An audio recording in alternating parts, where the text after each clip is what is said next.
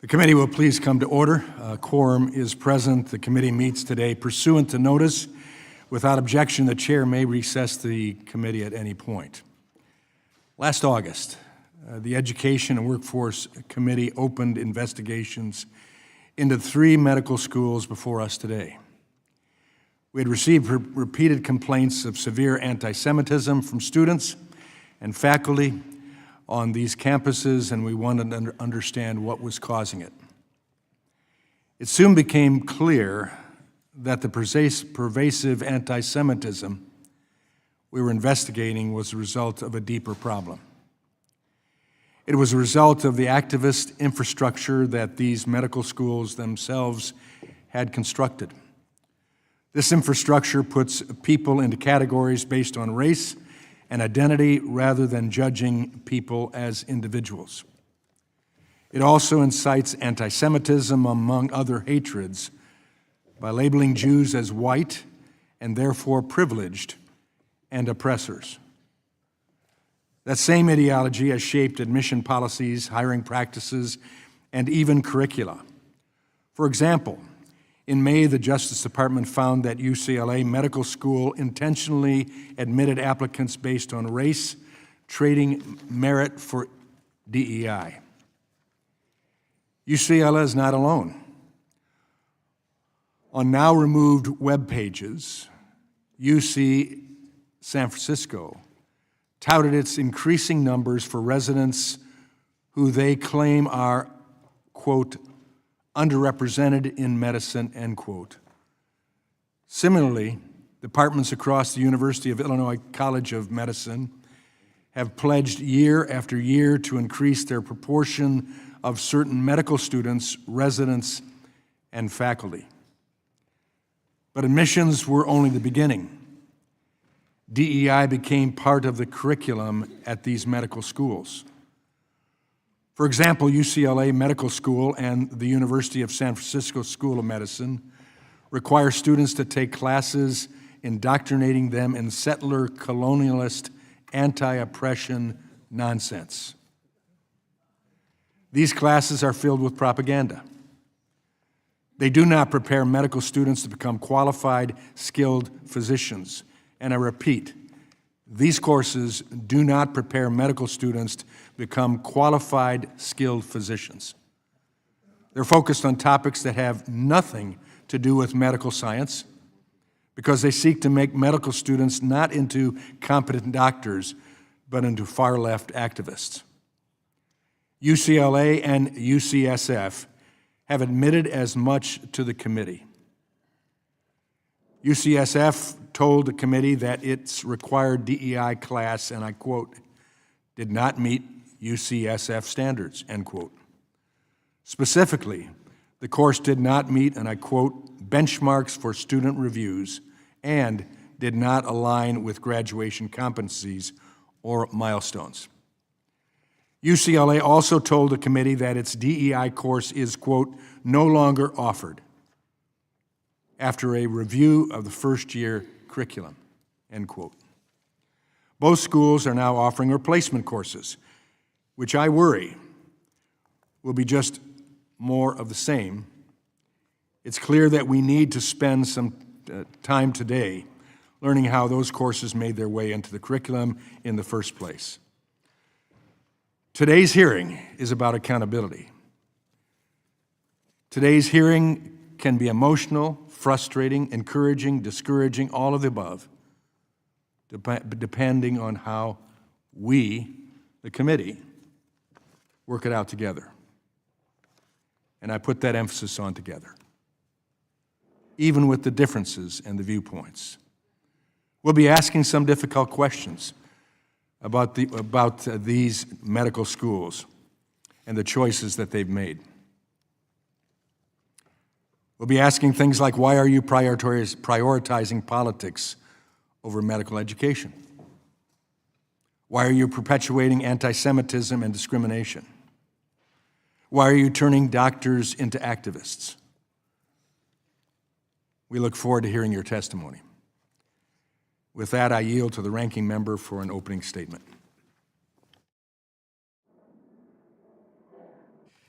Thank you, Mr. Chairman.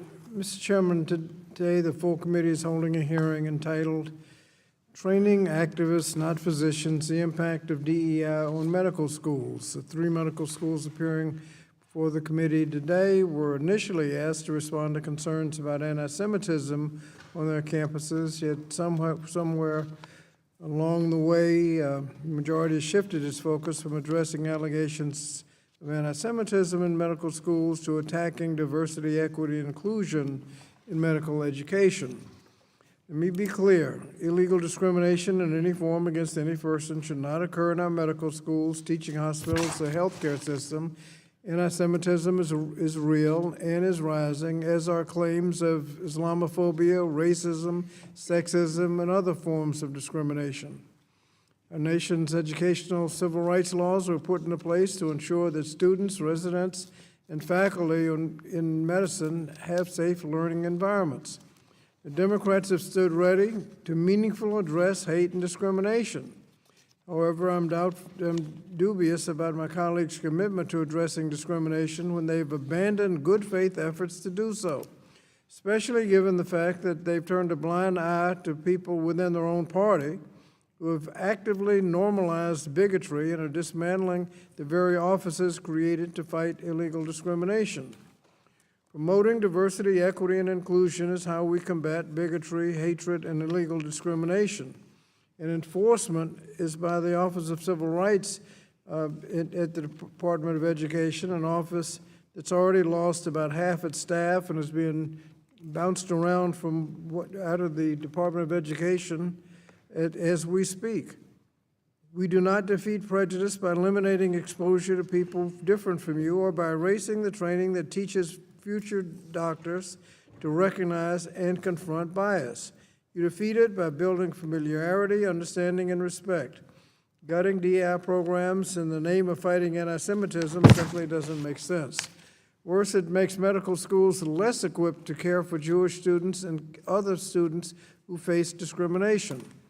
For example, earlier this year, our colleague from Pennsylvania, Ms. Lee, reminded the Health and Human Services Secretary that his own department had directed staff to remove nearly 200 words and phrases, including the word black, from funding applications as part of the Trump administration's war on DEI. So the Congresswoman posed a simple question. How are we going to solve the black maternal mortality crisis if we cannot say black? She did not get a coherent response. That contradiction is at the heart of the administration's approach. We cannot address health disparities if we're discouraged from even acknowledging how different communities are impacted.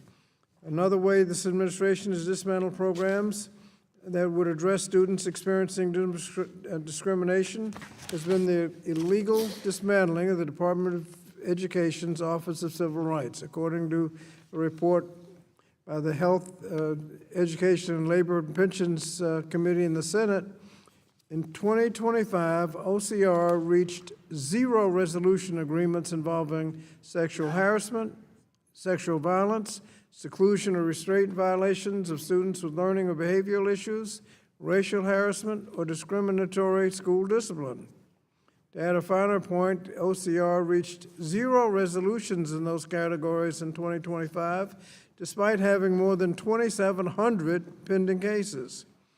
The Government Accountability Office also reported that while all discrimination claims went unaddressed, the federal government paid employees at the Office of Civil Rights up to $38 million for not working. This is in part thanks to DOGE. The very office that could and should be protecting students from illegal discrimination has effectively been hollowed out. The majority in this committee is complicit because you have refused to conduct any meaningful oversight over the plans by this administration to decimate OCR or critique the actions of HHS that are counter to evidence, data, science, or even common sense. Instead of seeking accountability and change, my colleagues have chosen to hold endless hearings that may be in good faith, may be good for grabbing headlines, but are not very effective in enacting any positive results to improve health care in this country.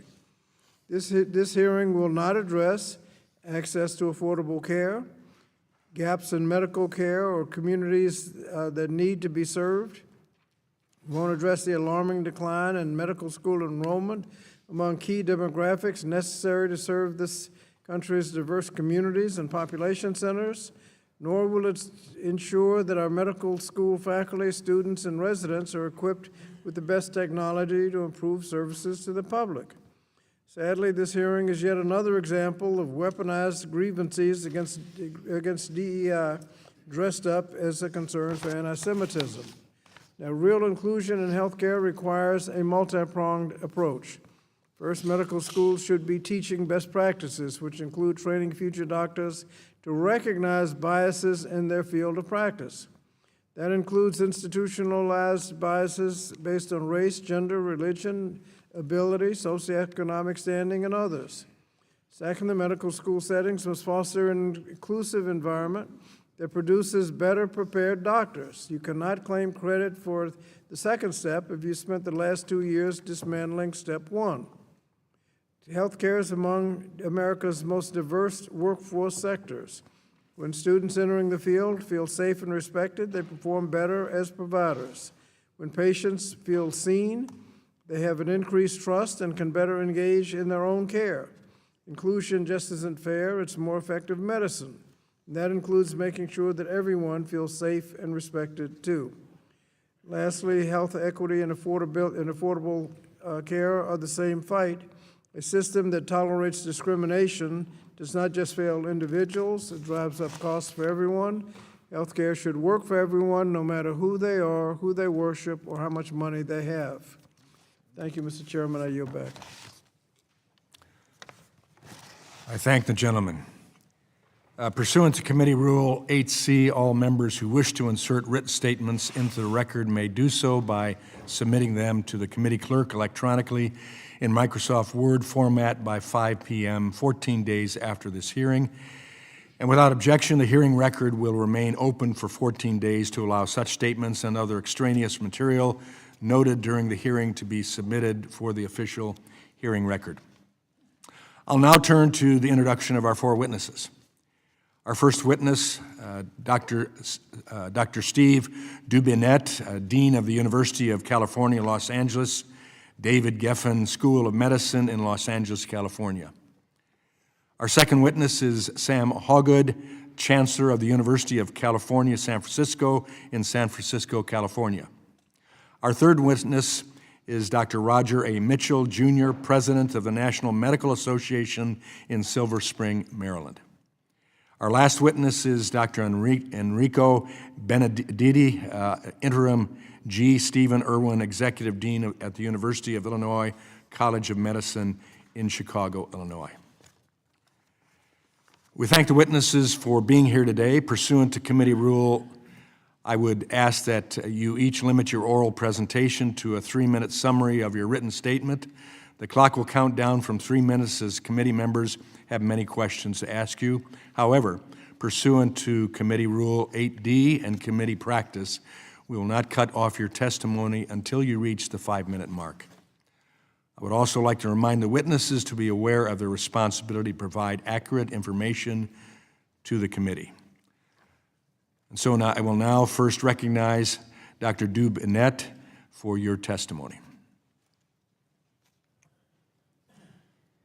Good morning, Chairman Wahlberg, Ranking Member Scott, and members of the committee. The mission of the David Geffen School of Medicine is to improve health through education, research, and patient care. We have trained generations of dedicated physicians and made scientific advances that have saved lives. For example, this has included major advances in cancer, heart and lung disease, as well as neurologic disorders. We are committed to educating future doctors who will improve healthcare across California and the nation. We prepare our medical students to deliver high-quality, evidence-based care grounded in science, clinical judgment, and professionalism. Effective medical care requires understanding how a patient's background and circumstances can affect health. As a critical care physician who has cared for veterans at the West Los Angeles VA, I have seen firsthand how much medicine depends on compassion, respect, and trust. Teaching medical students how a patient's life circumstances can affect health is consistent with accreditation standards and is a necessary part of medical education. This was the intent of a now discontinued course, Structural Racism and Health Equity. But well before the committee's inquiry, we determined that some of its content was not appropriate for a medical school curriculum. To address these concerns, we took the following concrete actions. 1, we eliminated the course and replaced it with a new one that emphasizes evidence-based medicine and relies on clinical case studies. 2, at my direction, only UCLA faculty may lecture in our medical school courses. 3, we instituted training on University of California Policy 2301, which limits the use of the classroom to relevant course content. We are committed to a scientifically rigorous medical education that prepares students for the realities of patient care. One of our core values is fostering a welcoming and inclusive medical school environment. Some of our Jewish community members have confronted painful moments since October 7th, 2023. This resonates with me personally. Not all of my family made it out of Europe during the Holocaust, and I have personally experienced anti-Semitism growing up. Our medical school condemns anti-Semitism and all forms of hatred. We are committed to sustaining an environment where all community members can learn, work, and care for patients with safety and respect. I welcome the opportunity to discuss the importance of medical education with you today. Thank you. Thank you.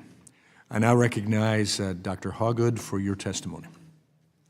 Good morning, Chairman Wahlberg, Ranking Member Scott, and all members of the committee. The UCSF School of Medicine consistently ranks among the top U.S. medical schools in education, research, and patient care. As a public university, we are committed to serving the healthcare needs of all the people of California and indeed the nation. This mission is deeply personal to me. I came to UCSF more than 40 years ago as a research fellow and have practiced newborn intensive care medicine for 30 years and run a federally funded research lab to understand the basic science of medicine. Patient-centered care is at the very center of what the School of Medicine's curriculum is all about. We teach students the fundamentals of medicine through a rigorous, science-based curriculum grounded in biology. In compliance with accreditation standards, we also teach future doctors that delivering compassionate, high-quality care requires an understanding of how a patient's background and life circumstances may affect their health outcomes. The Justice and Advocacy in Medicine course, or JAM, was designed to address these social drivers of health.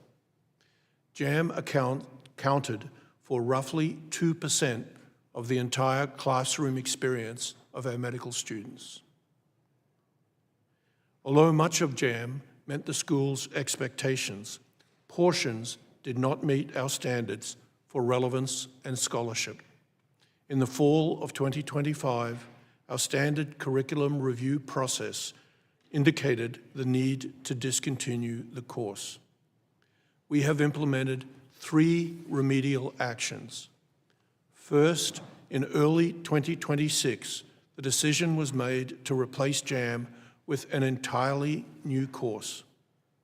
Second, we have implemented required training to reinforce the importance of Regents Policy 2301, which limits the use of classroom to relative course content. Third, all mandatory courses will be taught by university faculty who will be held accountable for meeting the these standards. We strive for an educational environment that is respectful and supportive of our entire community. Anti-Semitism or any other form of discrimination have no place at UCSF. Since 2024, we have provided professional training about anti-Semitism to faculty, staff, and students. As Chancellor, I have spoken out against anti-Semitism and held accountable those who violated our policies. I appreciate the opportunity to speak about UCSF's commitment to educating outstanding doctors prepared with the latest science and technical skills. Thank you. Thank you. I now recognize Dr. Mitchell for your testimony. Chairman Wahlberg, Ranking Member Scott, and members of the Committee on Education and Workforce, I greet you on behalf of the National Medical Association as its 126th president. Founded in 1895, we are the nation's oldest and largest organization of Black physicians dedicated to ensuring access for our patients regardless of race, creed, religion, or gender. ANIME stands in the lineage of undeniable scientific excellence, the moral conscience of medicine, with a long history of working alongside Congress and presidential administrations to advance the health for all Americans. Members like Dr. Daniel Hale Williams, a pioneer in open heart surgery, Dr. Charles Drew, whose blood banking science saved countless lives, Dr. Montague Cobb, who's led in the establishment of Medicare, and Dr. Patricia Bath, whose laser cataract innovation restores sight. Excellence stands as the legacy of diversity, equity, and inclusion for all of American medicine. Allow me to be clear. Diversity in medical admissions does not lower standards. We need physicians who are able to meet rigorous academic and clinical expectations, mastering anatomy, physiology, pathology, pharmacology, and diagnostic reasoning. In a diverse nation, we also need physicians who can communicate across differences, recognize bias, understand the lived context of illness, and serve rural and urban communities that have too often been marginalized. Effective communication is clinical competency, not political ideology. Diversity as a component of medical education benefits every student regardless of race or gender. The goal is not to replace science with radical doctrine. The goal is to make sure biomedical expertise reaches every patient accurately and with equity. A physician who cannot understand the human experience is not fully prepared for modern medicine. Just as it is important for learners to understand technology and AI in medicine today, so it is for them to understand cultural differences. Lastly, we are now facing a physician shortage, shortfall of up to 86,000 physicians in 2036. We cannot be mandating racial concordance or supporting separate but equal doctrine of the Jim Crow past. We must expand medical schools, seats, and resident training positions now. But the expansion without diversity will reproduce the same problem it leaves today: access to rural health and in marginalized communities. Diversity must be a central part of a comprehensive workforce policy. So I reject this false choice. We don't have to choose between excellence and equity. We don't have to choose between innovation and inclusion. We must agree that creating an inclusive workforce that can heal every patient, every family, and every community must be our goal. This is a uniquely American value, and together we can strengthen American medicine. So members of this esteemed committee, let me say it again. Diversity in medical school admissions, as content in medical education, and as a component of patient care improves patient safety, quality care, and enhances the physician workforce and improves financial outcomes. On behalf of the National Medical Association, I urge this committee to protect policies and systems that broaden opportunities to strengthen our physician workforce and the future of health of an entire nation. Thank you, and I'm here for any questions that you may have. Thank you. I now lastly recognize Dr. Benedetti for your testimony. Good morning, Chairman Wahlberg, Ranking Member Scott, and all members of the committee. I'm Dr. Enrico Benedetti, Interim Dean at the University of Illinois College of Medicine, a role that I've held since January 2026. Our university mission is to provide the broadest access to the highest level of educational research and clinical excellence. I spent more than 35 years in our College of Medicine as a resident, transplant surgeon, and head of surgery. I've dedicated my career to advancing organ transplantation. The college's primary goal is simple: to train excellent physicians who provide the best care to all patients, regardless their own background, the background of those they serve. We provide a medical education that focuses on science, evidence-based medicine, and the professional competency required to care for patients. We are here to train physicians. We cannot allow anything to displace rigorous medical training or interfere with our core educational mission. Nothing should undermine the trust and relationship that must exist between patients and their doctors. The college is committed to ensuring that this policy and practice comply with federal law. We are committed to providing a learning environment where all students, including Jewish students, feel safe, respected, and ready to learn.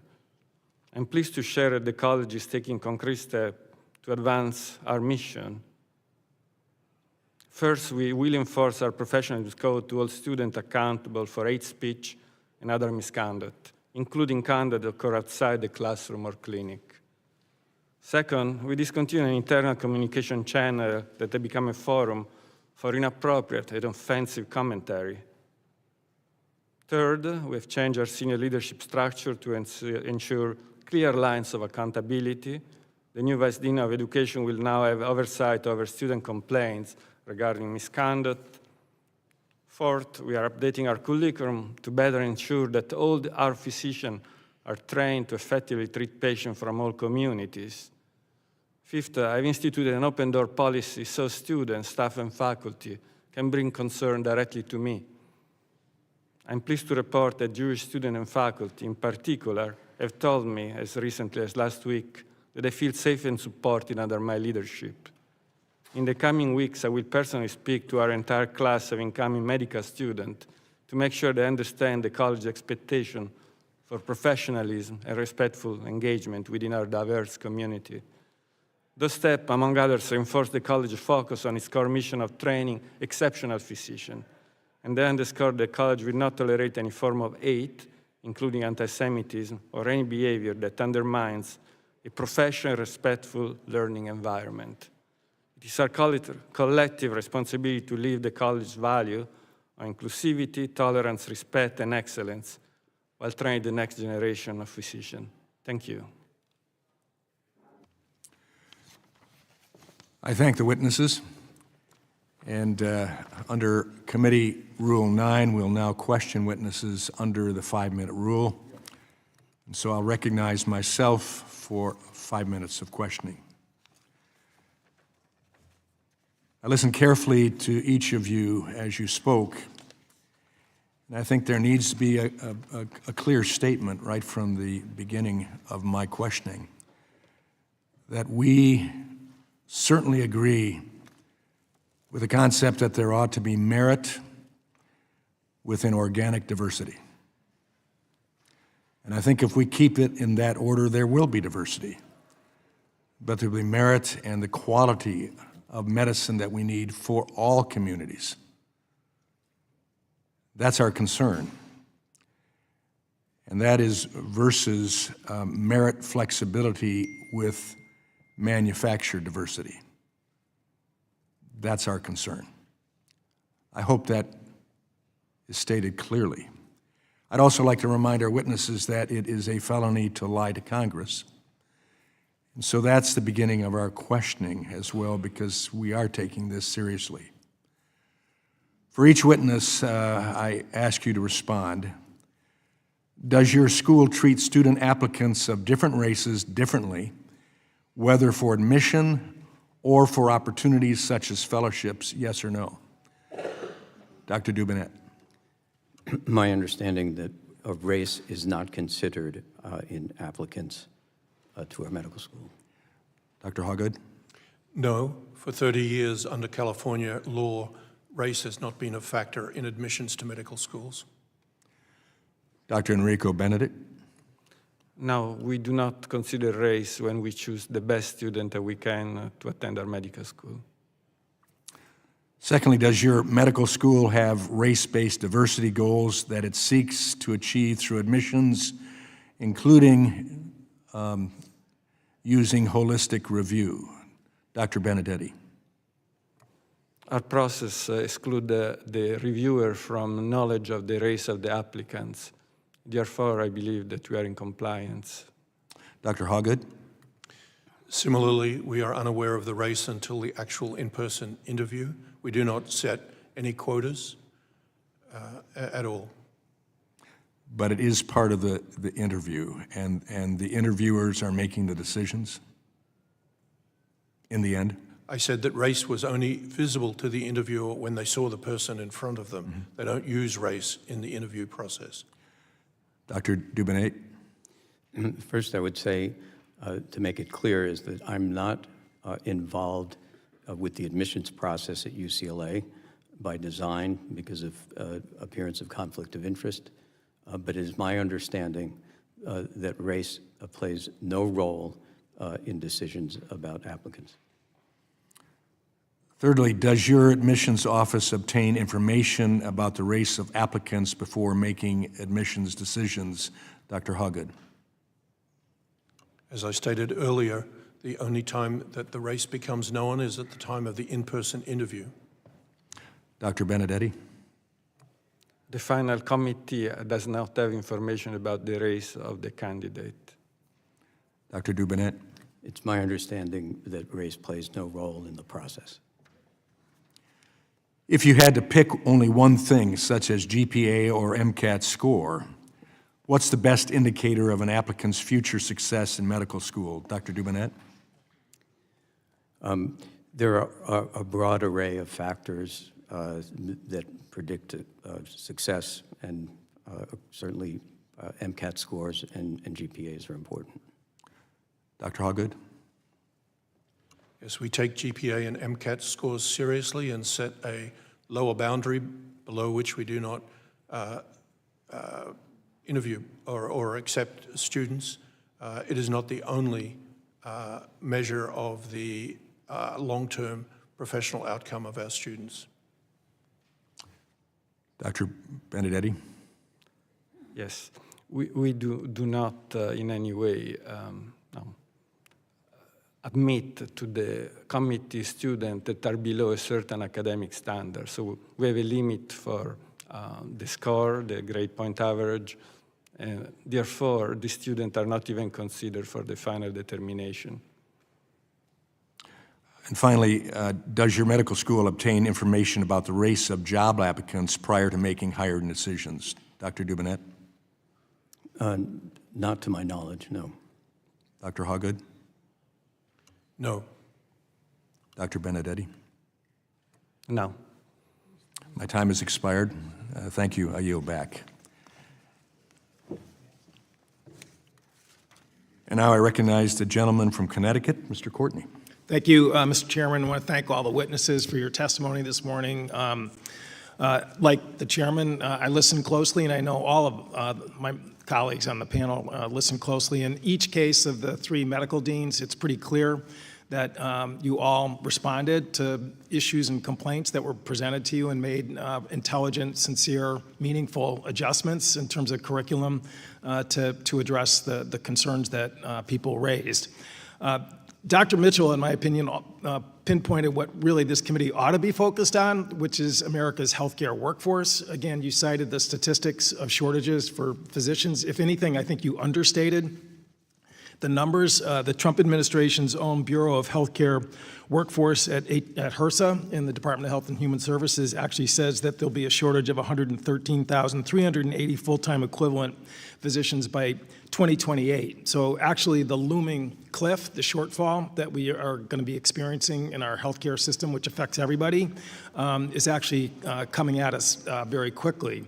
Unfortunately, a year ago, on July 4th, my colleagues on the Republican side participated in a fast-track legislation, H.R. 1, the One Big Beautiful Bill. That's a term they don't use anymore because the American public has found it so toxic over the last year. But it radically changed the student loan structure, particularly for graduate students, putting a cap in terms of what students can actually borrow, a total universal cap for graduate students of $200,000. That includes undergraduate student loans as well as loans that being incurred in medical school. The average student loan debt for a medical student graduating last year was $246,659. So already the cap is below what the actual real lending is. And that cap, by the way, is not indexed. It's not going to adjust in future years. So we are really seeing a change in the system that is really going to put tremendous pressure on low-income students who really have very little options in terms of how to actually pay for tuition, room, and board during medical school. So Dr. Mitchell, can you talk about, what that change could do potentially, again, in terms of just recruitment of students of, any race or gender or part of the country who, again, comes from a family that can't foot the bill for higher education and particularly graduate school education?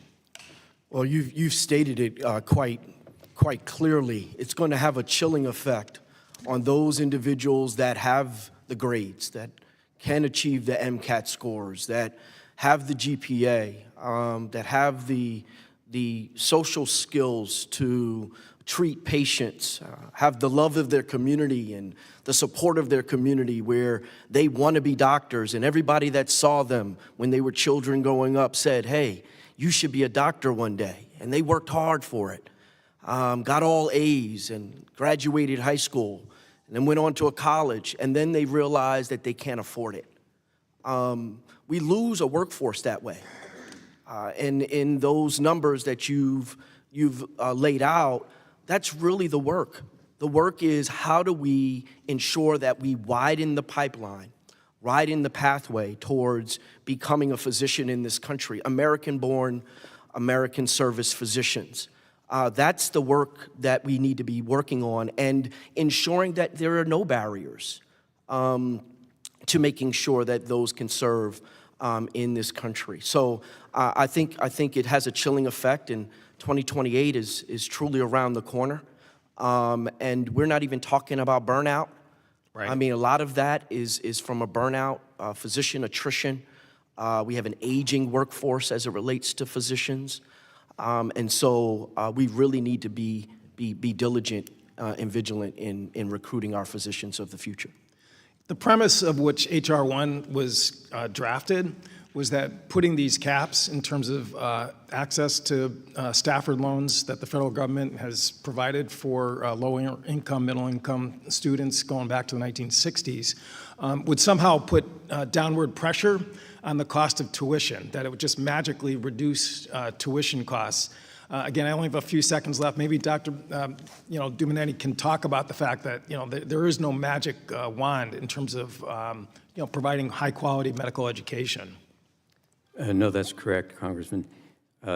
We cannot alter the cost of medical education because of that, and we think what you've described will be a negative, very negative impact for entering students. I thank the gentleman, and I recognize the gentlelady from North Carolina, Ms. Fox.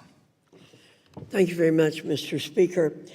I have a lot of questions. I need short answers. Dr. Dumanet, in 2021, the UCLA School of Medicine had a curriculum titled Healer, Educator, Advocate, Leader, Scholar, HEALS. HEALS featured a required DEA-themed course during students' first year known as Structural Racism and Health Equity, which focused on non-medicalized expertise and also strongly urged students to engage in activism. One class session entitled, quote, Colonialism and the Role of Medicine and Race, end quote, included the theory that all capitalism is, quote, racial capitalism. Can you explain what racial capitalism is and why this theory was taught in a first-year medical school course? No, Congresswoman. As I stated, this course was stopped long before this committee's inquiry. in that we determined that some of the content was not appropriate for a medical school curriculum. And so, Why was it begun to start with? the intent of this was to address the social determinants of health, which are important and required in medical education. Well, then I'm going to jump ahead. Do you believe the word obesity is a slur? Is the concept of obesity used to exact violence on fat people? No. Well, the UCLA Medical School's required first-year DEA class taught both claims in a required reading. Do you still do that? The course has been eliminated. Okay.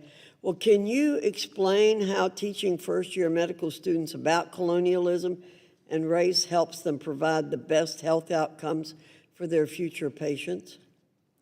Our goal is to have a content that is scientifically based, clinically relevant, and important for the realities of patient care.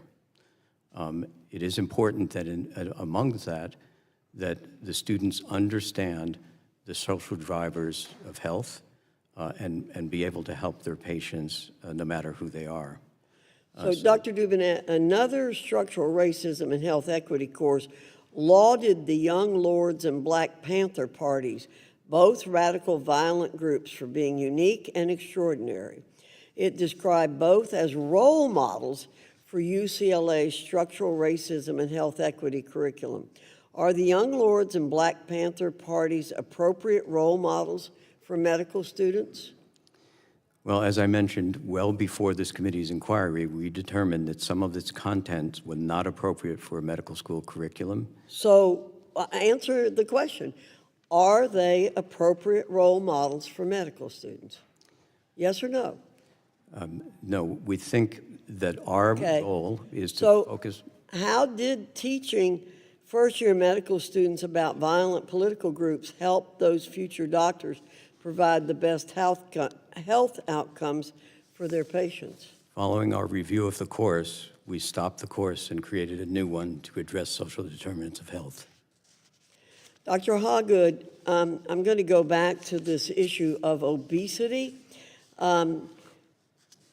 Is health independent of size or weight? Yes or no? Obesity affects health. For instance, the incidence of type 2 diabetes is higher in obese patients. But Okay. obesity as an independent indicator is a more complicated story. You said in your opening remarks that courses are grounded in biology. UCSF's required first-year DEI class taught that health is independent of size and weight. Another session of that class at UCSF taught that, quote, there is no standard definition of health or wellness. Do you agree with that claim? I would need to understand the context in which that statement was said. It was obviously within a broader lecture. The definition of health is a complex issue based on both populations and individuals. So I think teaching our medical students nuance is a very important issue. So are you examining the curriculum there to make sure that all of your curriculum is consistent with courses grounded in biology? We are, Congressman. We use standards that all of our curriculum must be evidence-based, grounded in science, and related directly to patient care or patient outcomes. And when did you come to Gentlelady's that time has epiphany? expired. I'll have to move on. I now recognize the gentlelady from Oregon, Ms. Bonamici. Thank you, Mr. Chairman, and thank you to each of the witnesses for all you are doing to improve healthcare, particularly to have physicians to meet the needs of our constituents. I'm trying to figure out what we're doing here today. I just want to comment on what Mr. Courtney talked about. We should be discussing breaking down barriers to access to higher education. That would be a conversation worth having. And I'll also note that the message we got this morning here as the committee started is that somehow blaming diversity, equity, inclusion for anti anti-Semitism, which of course misses a whole lot of history and nuance, predating DEI for centuries, and using anti-Semitism as a pretext to dismantle DEI programs is hugely problematic and also deeply disappointing. We're at a pretty critical time in American healthcare right now. I just have had conversations at home about concerns that are across the district I represent in Oregon, particularly about the Medicaid cuts. That's what we should be talking about today. But as we discuss the future of the medical workforce, we should acknowledge that diversity, equity, and inclusion in medical schools, that's not something to be criticized or blamed. Coursework that focuses on the social determinants of health, including patients' racial backgrounds and socioeconomic status, fully equipped physicians to meet the needs of the communities they serve. So I want to ask you, Dr. Mitchell, to help set the record straight. What does diversity, equity, and inclusion mean in a clinical setting and in training physicians? Thank you for that question. I'll give an example. I have a colleague, his name is Dr. Ed Chapman. He works here in Washington, D.C., right on Benning Road. He was educated at Howard University, and he treats those men that are suffering from substance use and abuse. He treats them with buprenorphine. And his treatment model is not just to treat them for their substance use and abuse, but to also stabilize them because invariably they have chronic diseases that they're trying to handle. Hypertension, diabetes, high blood pressure, diabetes. And so when we talk about training the future physician group, the new physician must understand how those substance use and abuse issues connect with the chronic diseases of those individuals, how their homelessness or their imprisonment when they get out, how that affects their future health. And so DEI and having those types of social determinant case studies within schools of higher learning are extremely important. I appreciate that, Dr. Mitchell, and I was going to ask you what a patient-provider interaction looked like when a physician is aware of the social factors that affect a person's health. So you read my mind and answered that next question. But I want to move on and say, Dr. Mitchell, the majority's title for this hearing suggests that diversity, equity, and inclusion in medical schools are somehow compromising physician training. Have you heard anything here today that supports that conclusion? And I wonder if you could talk about how, in fact, diversity, equity, and inclusion in medical schools actually strengthens physician training. So there is, no, I have not heard anything that suggests that it diminishes it. Again, I think the chairman has laid out that getting into medical school admissions based upon proper biomedical scores, the ability to be a physician and be able to absorb that information is critically important and is at baseline for all of the institutions that are here today. Now we have to treat the actual patient, and that actual patient is showing up differently. They're showing up as the rural farmer that has a substance use issue. They're showing up as the black woman professional that is pregnant.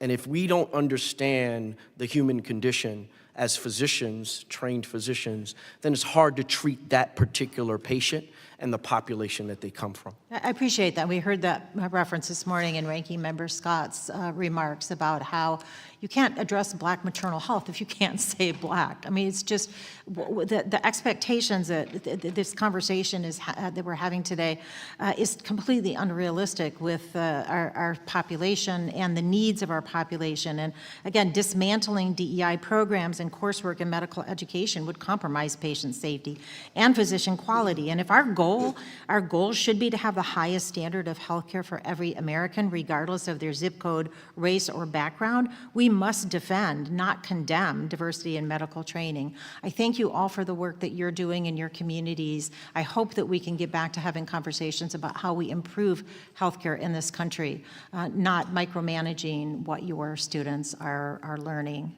Thank you again for your work, and I yield back. I thank the gentlelady, and I recognize the Subcommittee Chair of Health, Employment, Labor, and Pensions, the gentleman from Georgia, Mr. Allen. Thank you, Mr. Chairman, Chairman Wahlberg, and this is an important hearing. Obviously, this country celebrating 250 years, and of course, that 250 years is based on merit, hard work, and certainly education. And we built an incredible healthcare system in this country on that basis. The Constitution also guarantees lots of liberties, freedom. And Dr. Hauge, do you recall that during the COVID-19 pandemic, there was controversy about restrictions on public gatherings at your medical school? Yes, we had a stay-in-place order, first by the mayor of San Francisco and then by the governor of California. Do you recall that religious services were under severe constraints at the time? No, I lead a healthcare university.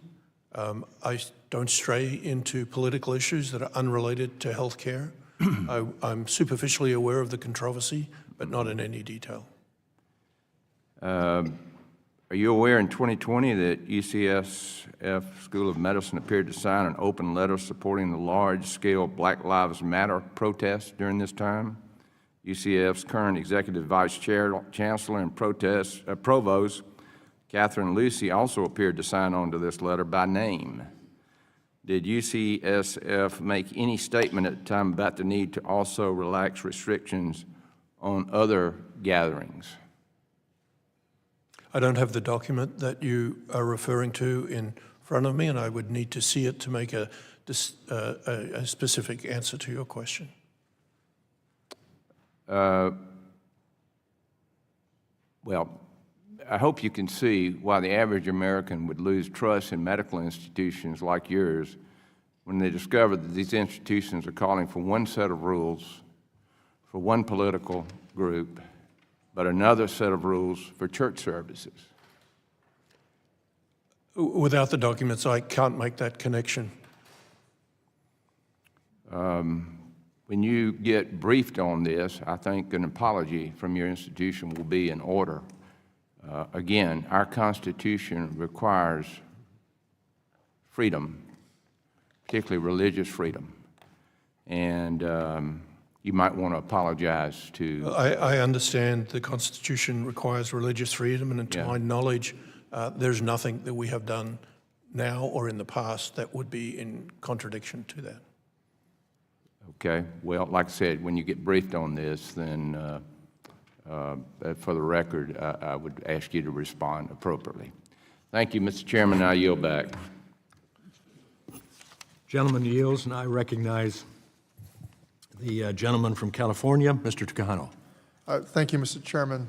I see we have many medical schools from California represented today. I'm sure all of you are aware, as administrators from medical schools in California, that California excludes race as a consideration for admission. Do you have that understanding, Dr. Dubonnet? Yes, I do. Proposition 209, and we followed that since its inception. Dr. Hargood? Yes, it was passed in 1996, and for the last 30 years, we have followed that mandate. Dr. Benedetti, you're aware of that California law says that, that race cannot be considered as part of admissions for medical schools? I apologize, I don't, but I learned it today. Okay, so, but it's been longstanding for decades, actually, in California. We don't have race as a consideration. Forgive me, I don't, but, Dr. Dubonnet, you maybe can help me. I seem to remember that Tay-Sachs disease affects a particular population, predominantly. Can you tell me which population it affects? It's not in my area of expertise, so I can't really. Does anyone can comment on that? Which doctor before me? It's more prevalent in Ashkenazi Jews. And Ashkenazi Jews, very particular part of the Jewish community. Anybody familiar with never smoker lung cancer? Yes, I am. That's one of the areas of my own research. Can you tell us which population groups seem to be affected by this predominantly? Well, we have known for some years now that particularly young Asian women may have an increased propensity Yes. But not exclusively, they don't, it's not exclusively to that population, but there's an increased propensity among young Asian women. That's correct. And the fact that they can't get, the current guidance doesn't allow insurance companies to pay for screenings at that age because they've never smoked, because that's what the guidance says. You have to have several years of smoker history. They're in this conundrum that they have to pay extra. And so that could be kind of considered a social determinant of health there. Is that right? Correct, and there are ongoing studies now to actually evaluate this prospectively, and the early results suggest that there will be scientific fact to help make the decisions about that reimbursement. So there's in fact science that could drive this. Is research in this area going to potentially have impacts beyond young Asian women to understand why young Asian women may be predominantly impacted? Could inquiry into this area also have benefits to the broader population? Yes, it will, and I think one of the very important things we're doing is beginning to use what we now consider to be diagnostic tests to be prediction tests. And what we're finding is that, for example, small particle air pollution is a very important risk factor. And studies have found if I live in a high polluted area with that kind of pollution for more than 3 years, it can be equivalent to heavy smoking. And I'm sorry to say that 7 of the top 10 cities with small particle air pollution in the country are in California. So I'm also hearing stuff about young people. There's a troubling trend among young people getting cancer. So it's not young Asian women I'm talking about, but young people in general. Does it cut across all races? Yes, we're finding that we need to learn more about the genetic underpinning of early cancer in younger people. And all of that is actively under investigation. I'm hopeful that we'll be able to use the new tools that are being developed to predict risk in a way that we would be able to treat risk, sometimes called prevention, but I call it treating risk because prevention has not worked out well because of the inability to discern risk at a high level.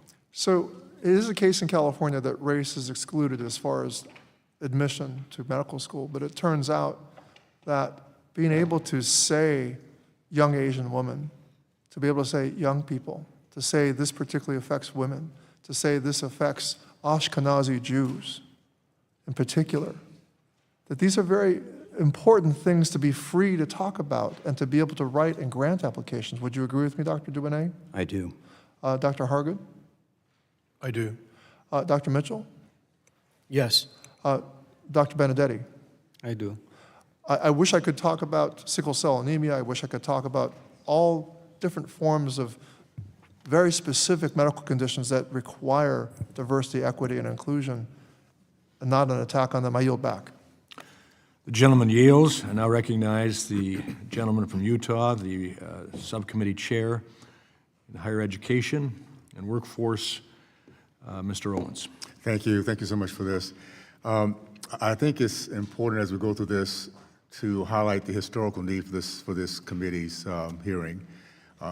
It's exciting to see that we're making changes. The goal is, though, we should have a test of time that never do we get here because of pressures from non-scientific sources. And with that being in mind, I do want to highlight that we are going to, we're trying to make sure we don't go back to this ever again. Let me just say this, I believe the most important consideration for the student in medical school is medical competency in achieving good health outcomes. Time spent in medical school focusing on subjects that do not improve patient outcomes not only is a disservice to the student, to the potential doctor, but it's dangerous depending on for those depending on the medical knowledge and expertise of these future doctors. Doctors Hargood and Bennett, I'm sorry if I messed that up. Would you both agree that medical science knowledge is the most important competency for medical schools to impart into the students? Yes or no? Yes, we are very focused on the scientific basis of medicine. I would repeat that the course that we are discussing represented less than Okay. 2%. Okay, I just want to very quick yes or no, because I have a couple questions here. I agree with my colleague. Okay. Dr. Dubinet, did UCLA's Structural Racism and Health Equity course prepare students for licensing exams, yes or no? Not that I'm aware of. Okay. Dr. Hogwood, good. Did UCFS Justice and Advocacy and Medicine course prepare students for license exams? There were no grades given in that course, so it had no influence on the, But the course was given then? Okay. Sorry? The course was given then, I'm correct? the course was given, it has been discontinued. Okay. For both of you, were all the sessions and the classes I just mentioned based on peer review evidence? Sorry, go ahead. We evaluated the course, and based on our task force examination of the results, we eliminated the course Okay. and began a new course in its Okay, place. okay, good. The lack of evidence base was one of the reasons the course was discontinued. Okay. I would like to make the point, though, we're treating the course as a holistic issue. There were classes in the course that were concerning.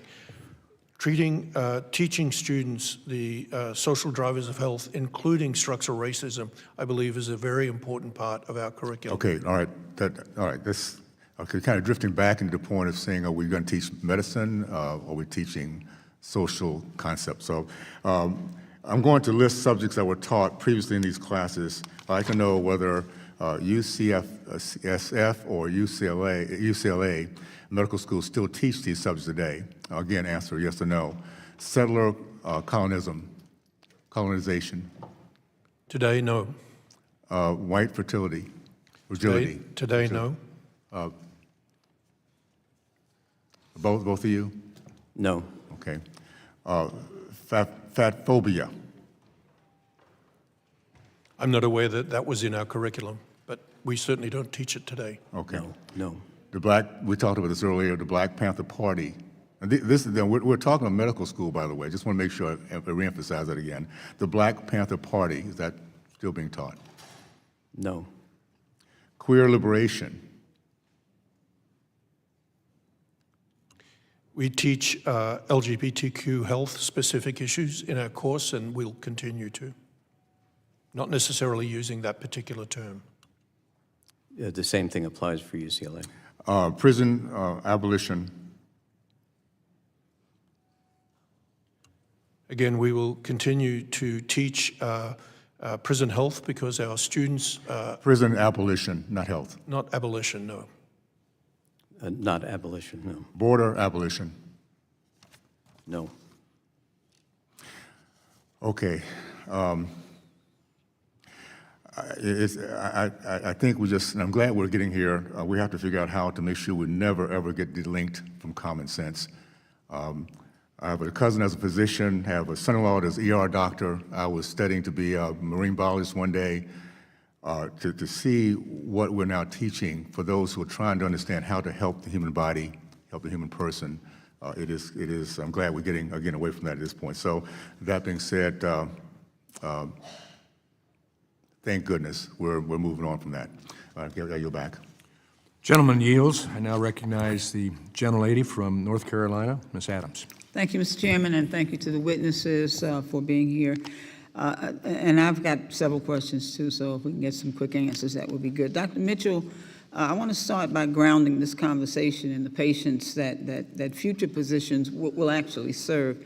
According to the National Council on Disability, individuals with physical, intellectual, or developmental disabilities are more likely to be obese and have unmet medical, dental, and prescription needs. Additionally, people with disabilities are 3 times more likely to have arthritis, diabetes, and a heart attack, and 5 times more likely to report a stroke. Disabled women receive poor maternity care and are less likely to receive regular screenings such as pap smears and mammograms. In response to these findings, the National Council on Disability created a framework to end health disparities of people with disabilities. And I'd like to enter that into the record, Mr. Chairman. Without objection, be Thank you. received. Now, one key piece of this framework is requiring comprehensive disability clinical care curricula in all U.S. medical, nursing, and other healthcare professional schools, and requiring disability competency education and training of medical nursing and other healthcare professionals. So, Dr. Mitchell, in your experience, why is it important to ensure that medical training addresses the healthcare disparities of vulnerable populations, such as people with disabilities? If you can give me a quick answer, that'd be good. Thank you so much. I was the chief medical examiner here in Washington, D.C., and in that role, I served as the chair of the Disabilities Fatality Review Committee, where we reviewed all of the deaths surrounding disabilities, those that died surrounding that. It's extremely important for us to understand the unique environment that our disabled Americans face. And physicians have to understand that if they're going to treat them properly. Thank you. Dr. Mitchell, as I'm sure you are aware, our country faces a maternal health crisis, and this crisis disproportionately affects Black women. Let me say that again, Black women. Black women are 3 to 4 times more likely to die than white women from pregnancy-related causes. We have the worst maternal rates compared to all other wealthy countries, and over 80% of these deaths are preventable, and that is absolutely unacceptable. We've received relentless criticism on medical school education involving diversity, equity, and inclusion from my colleagues across the aisle, while ignoring this indisputable fact. Education that includes DEI teaches doctors about implicit racial bias, culturally competent care, and expands their knowledge of the patient populations that they will be serving. But most importantly, it saves lives. The Momnibus, which I co-lead with Congresswoman Underwood, is a comprehensive approach to this crisis and would get at the heart of these issues. And that package includes my bill, the Kira Johnson Act, which would fund implicit racial bias training, respectful maternity care, and compliance programs within hospitals. So social determinants of health are really important. But we need a strong partnership with medical schools if we can hope to really address this crisis and empower the doctors of tomorrow. So Dr. Mitchell, could you speak briefly more about this crisis, as well as the role of DEI in medical education and what it plays in addressing it? Well, similarly, I served as the chair of the Maternal Mortality Review Committee in this city, where we've seen this firsthand, and your point is well taken. I met Kara Johnson. I know her. And so these issues are extremely important for us to understand the particular social construct. I'm saying the same thing over and over again. Yes, The importance of diversity, equity, and inclusion curriculum in our medical schools is a patient quality issue. Okay, let me it's a move on. patient safety issue. So for my colleagues across the aisle to suggest that teaching doctors about the social determinants of health or structural racism is political activism completely ignores the data on maternal mortality. A physician who cannot accurately address how systemic barriers affect their patient's health is fundamentally unequipped to provide high-quality care. A physician who is unaware of their own personal biases is one who can unintentionally cause significant harm. So could you explain briefly, 10 seconds, how a medical school can fully prepare future physicians for the realities of modern clinical practice? Through skills-based cultural competency curriculum. Thank you, sir. I yield back, Mr. Chairman. I thank the gentlelady. I now recognize the gentlelady from Illinois, Ms. Miller. Thank you, Mr. Chairman. The Hippocratic Oath states that physicians will, quote, do no harm or injustice to their patients. Unfortunately, many medical schools have abandoned this oath, not only by advocating for abortion and child mutilation, but also by allowing political activism into the exam room in the form of DEI and anti-Semitism. Medical schools should be teaching the next generation of doctors and nurses to save every life and protect all those under their care, even the unborn, which, thanks to technology, we have a window into the womb. They are babies. This committee will continue to investigate these schools to ensure they are complying with federal law and reserves the right to withhold funding from any institution in violation. Dr. Benedetti, the University of Illinois College of Medicine is one of the largest medical schools in the country. And with that, you have a profound responsibility to properly train our next generation of providers. Has UICM complied with President Trump's executive orders to eliminate federally funded DEI programs? We, in Just personal, yes or no? Have you complied? to my knowledge, we did everything we could. UICM affirmed that it will, quote, I quote you, not react preemptively to actions made by the current administration, insinuating that the medical college does not intend to comply with directives issued by this administration. Also troubling Dr. Benedetti, it appears that DEI has not left UICM. On your school's About page, clear as day, it says, and I quote, at the University of Illinois College of Medicine, we are committed to diversity and inclusion.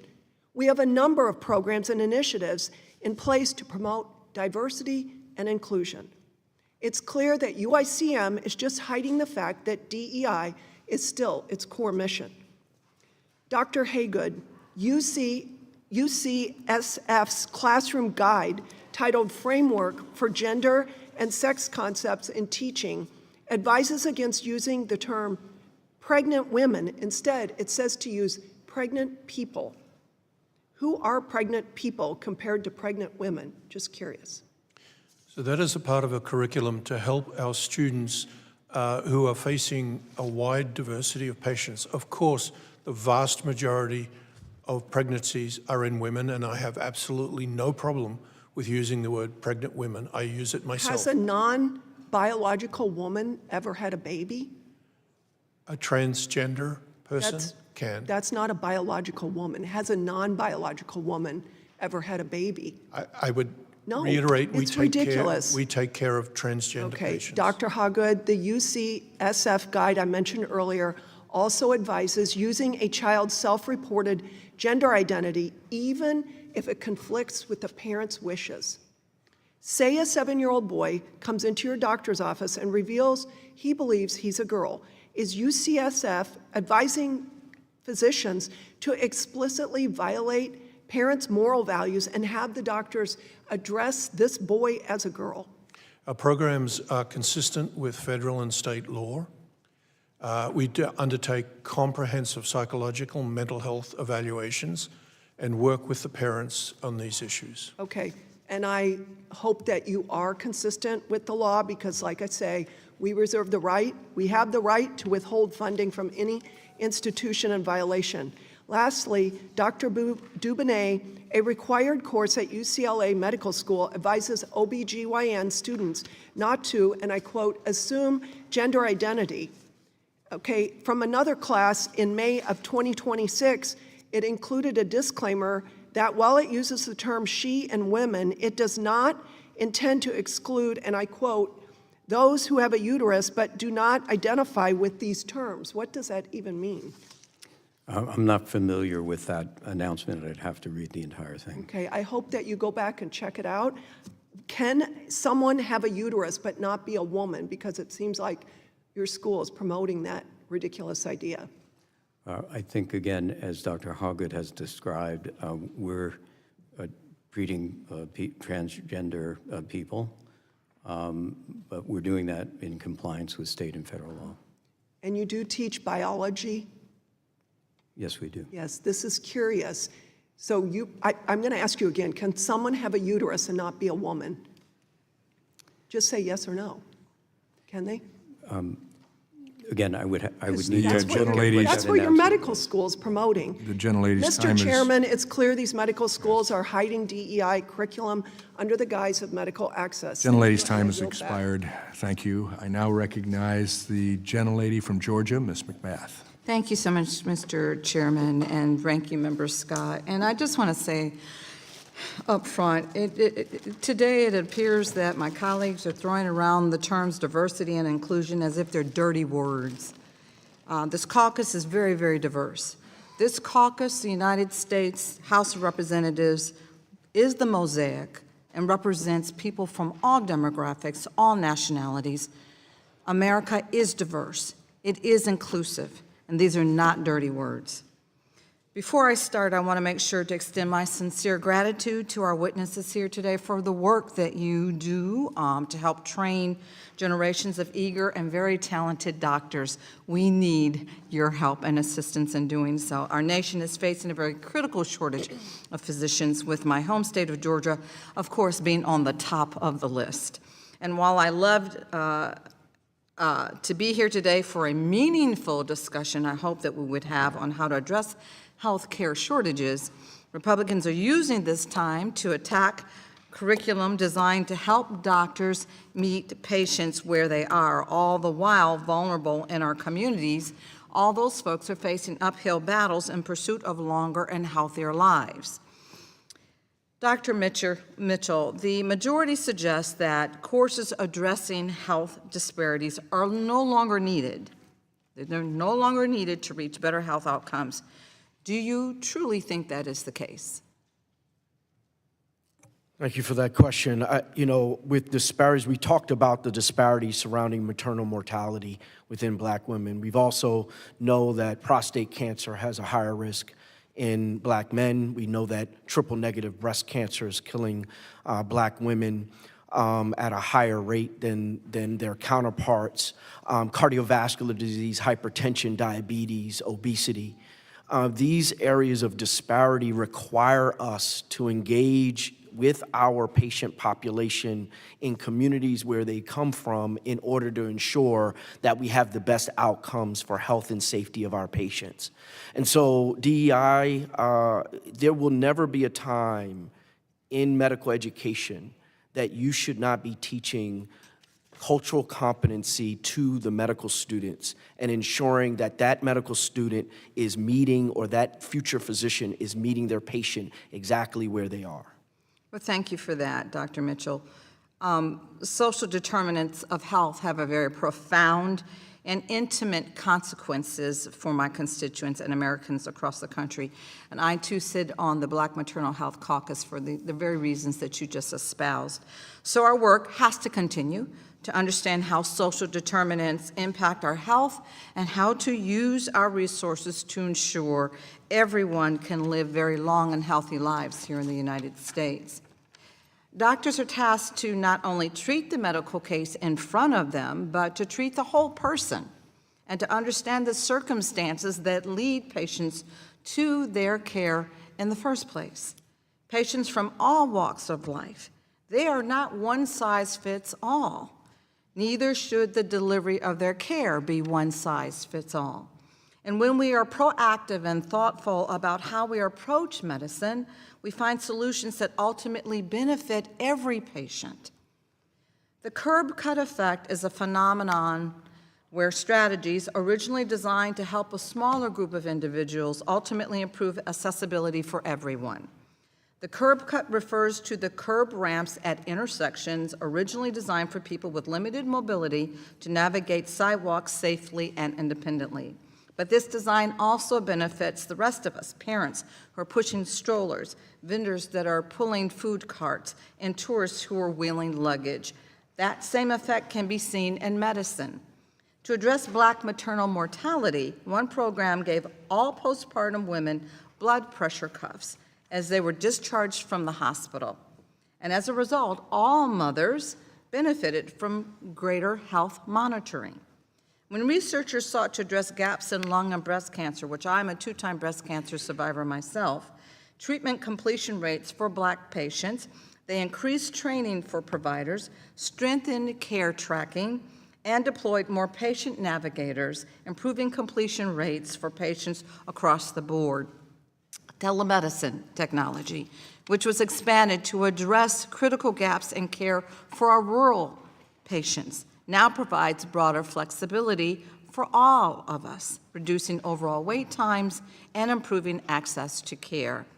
Instead of spotlighting policies that will help the most vulnerable, expand health care access, and improve affordability for all, Republicans are using this hearing to distract from the legislation that they authored and greenlit last year, policies that made health care far more expensive, kicked millions off their health care insurance, and created barriers for students to afford medical school, and I yield. Gentlelady yields, and now I recognize the medical doctor resident medical doctor on our committee, the gentleman from Missouri, Mr. Under. Thank you, Mr. Chairman. Dr. Benedetti, the University of Illinois in August of health system, in August of 2025, suspended transgender surgery on minors. Can you share with us what led to that decision? We followed the directive of the presidential order immediately without any delay. Excellent. Now, did the University of Illinois health system also stop prescribing puberty blockers and cross-sex hormones to youth experiencing gender dysphoria? That was my recommendation. Okay. Has the University of Illinois done so? I will check on it. And okay, thank you. Yeah, if you could get back to us on that, that would be excellent.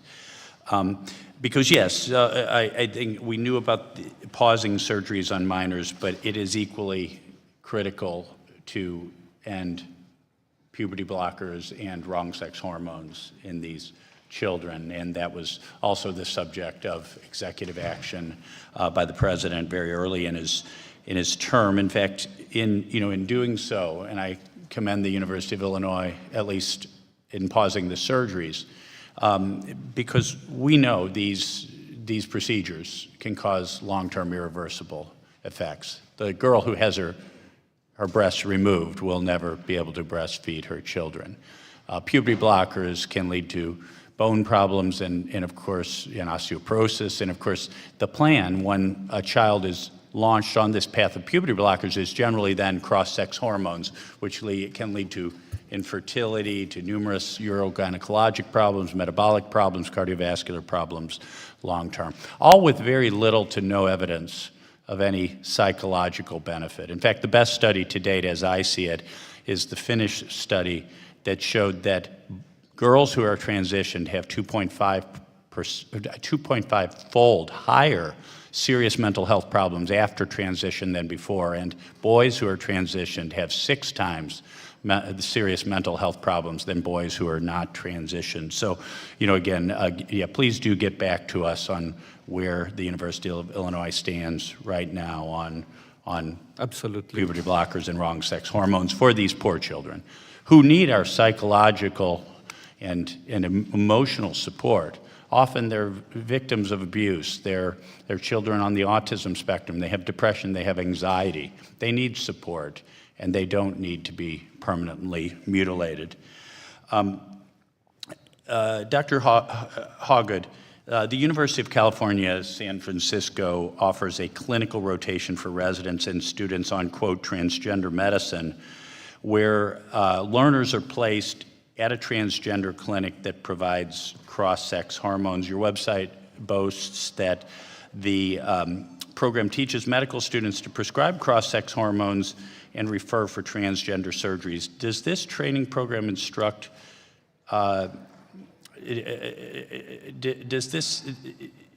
this training program instruct medical students and residents to do these things and to make surgery referrals on minors? No, the program doesn't instruct medical students or residents to do anything. It teaches them transgender health. Roughly 1% of the American population is transgender, and we take it as a strong responsibility to provide the best possible health care. And from your website, this talks about transgender, but it doesn't talk specifically about pediatric and adults. Is it pediatric and adult both? We have transgender programs for both pediatrics and adults. We do not do surgery under the age of 18. Okay. And we abide by federal and state law, as well as the recommendations of 35 professional associations in North America. Well, then you are ignoring the HHS, you are ignoring the UK, you are ignoring Finland, ignoring Sweden, ignoring... It's not a program that I am an expert in. Okay. But those clinicians that focus on this area are continuously evaluating international literature in this field. But you are involving medical students. I'm sorry, my eyesight is, okay. even with glasses, is not very good. But your transgender clinic does continue to give puberty blockers and wrong sex hormones to children. Correct. Okay, that is in violation of federal law. Not law. It is in violation of multiple administrative policies. Do you bill Medicaid for the same? It is my understanding that CMS... Gentleman's time has expired. Thank you, Mr. Chairman. I now recognize the gentlelady from Connecticut, Ms. Hayes. Thank you to all of our witnesses for testifying today. This hearing follows a pattern of Republicans attacking diversity, equity, and inclusion initiatives on this committee. And I can't help but notice that once again, San Francisco, a representative from San Francisco is at the dais to respond to curriculum decisions made in that part of the country. Studies have shown that addressing racial disparities in healthcare reduces both health disparities and improves outcomes in all populations. I have to tell you, I had prepared questions, but I couldn't write fast enough as I was listening to my colleagues question the witnesses. I am incredibly disappointed that as academic deans, you could not immediately answer the question about teaching colonialism in healthcare. Teaching colonialism directly addresses the systemic roots of healthcare inequities. It exposes how historic power structures dictate who receives quality care. It's important for future doctors to have that education to recognize how that historic legacy promotes biases and negatively impairs outcomes. That's why you teach colonialism in healthcare. I am equally as disappointed to hear that we have deans from California universities specifically who can't immediately say that the Black Panther Party was central to healthcare discussions. No matter how you feel about the Black Panthers, they pioneered community-led health equity. They viewed health as a human right. They treated medical care as grassroots advocacy and opened up people's free medical clinics in the 60s and 70s. That would be the reason why that discussion would be introduced in medical programs. They have a lasting impact on the medical profession, on things like preventive care and screenings, sickle cell advocacy, on medical distrust and structural racism, things like historical medical experimentation, the Tuskegee experiment. I'm not a medical dean. I haven't gone to medical school, but that would be the reason why those conversations would come up in a medical program. It's very simple.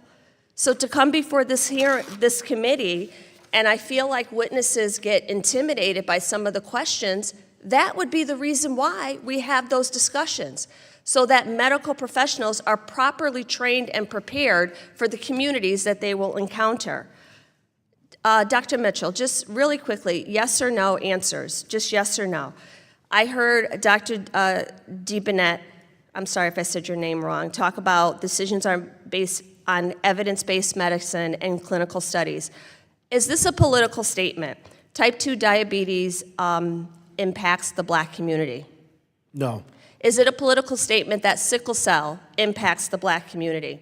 No. Is it a political statement that prostate cancer is more aggressive in Black men? No. Is it a political statement to say that Black individuals are 3 times more likely to die from asthma-related conditions?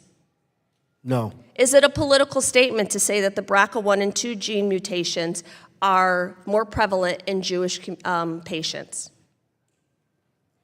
I don't know the answer to that. Okay. Is it a political statement to say that Tay-Sachs disease is more prevalent in some Jewish patients? No. I think you're making my point. We need diversity, equity, and inclusion in both the teaching of medical students the diagnosis, the evaluation, all of these things, because I've heard many of you say, this is not my area of expertise, this is not my area of research. I don't know the answer to that. And that's an honest answer, and it's important. No one has all the answers to everything, which is why we need a more robust education experience, which is why we need to train and make sure that doctors are specifically prepared for the populations that they will encounter. You can't train doctors if you are not asking the questions, if you are not being hyper specific and intentional about what they will face in different communities and in different medical diagnoses. That is not political. And the fact that we continue to have hearings on this committee which are not talking about improving outcomes for patients or preparing the next generations of doctors. My colleague from Connecticut talked about how H.R. 1 put caps on professional loans, how it makes it so that only the wealthiest people can afford to go to medical school. Nothing that has been said here is helping us address that or improve outcomes for the patients who are the most marginalized and the brilliant professionals who want to go into this profession that is so lacking. We see applications decreasing amongst marginalized Black and brown communities. That's just data, and that's what we should be talking about. I've gone over my time, but I think my comments were very important to this discussion. I thank the gentlelady. I now recognize the gentleman from North Carolina, Mr. Harris. Thank you, Mr. Chairman, and thank you to all of you who are serving on the panel today. I appreciated the opportunity of reading your testimonies in advance and of coming to the hearing today. Last year, the Department of Health and Human Services released a 410-page comprehensive review of medical intervention for children and adolescents with gender dysphoria.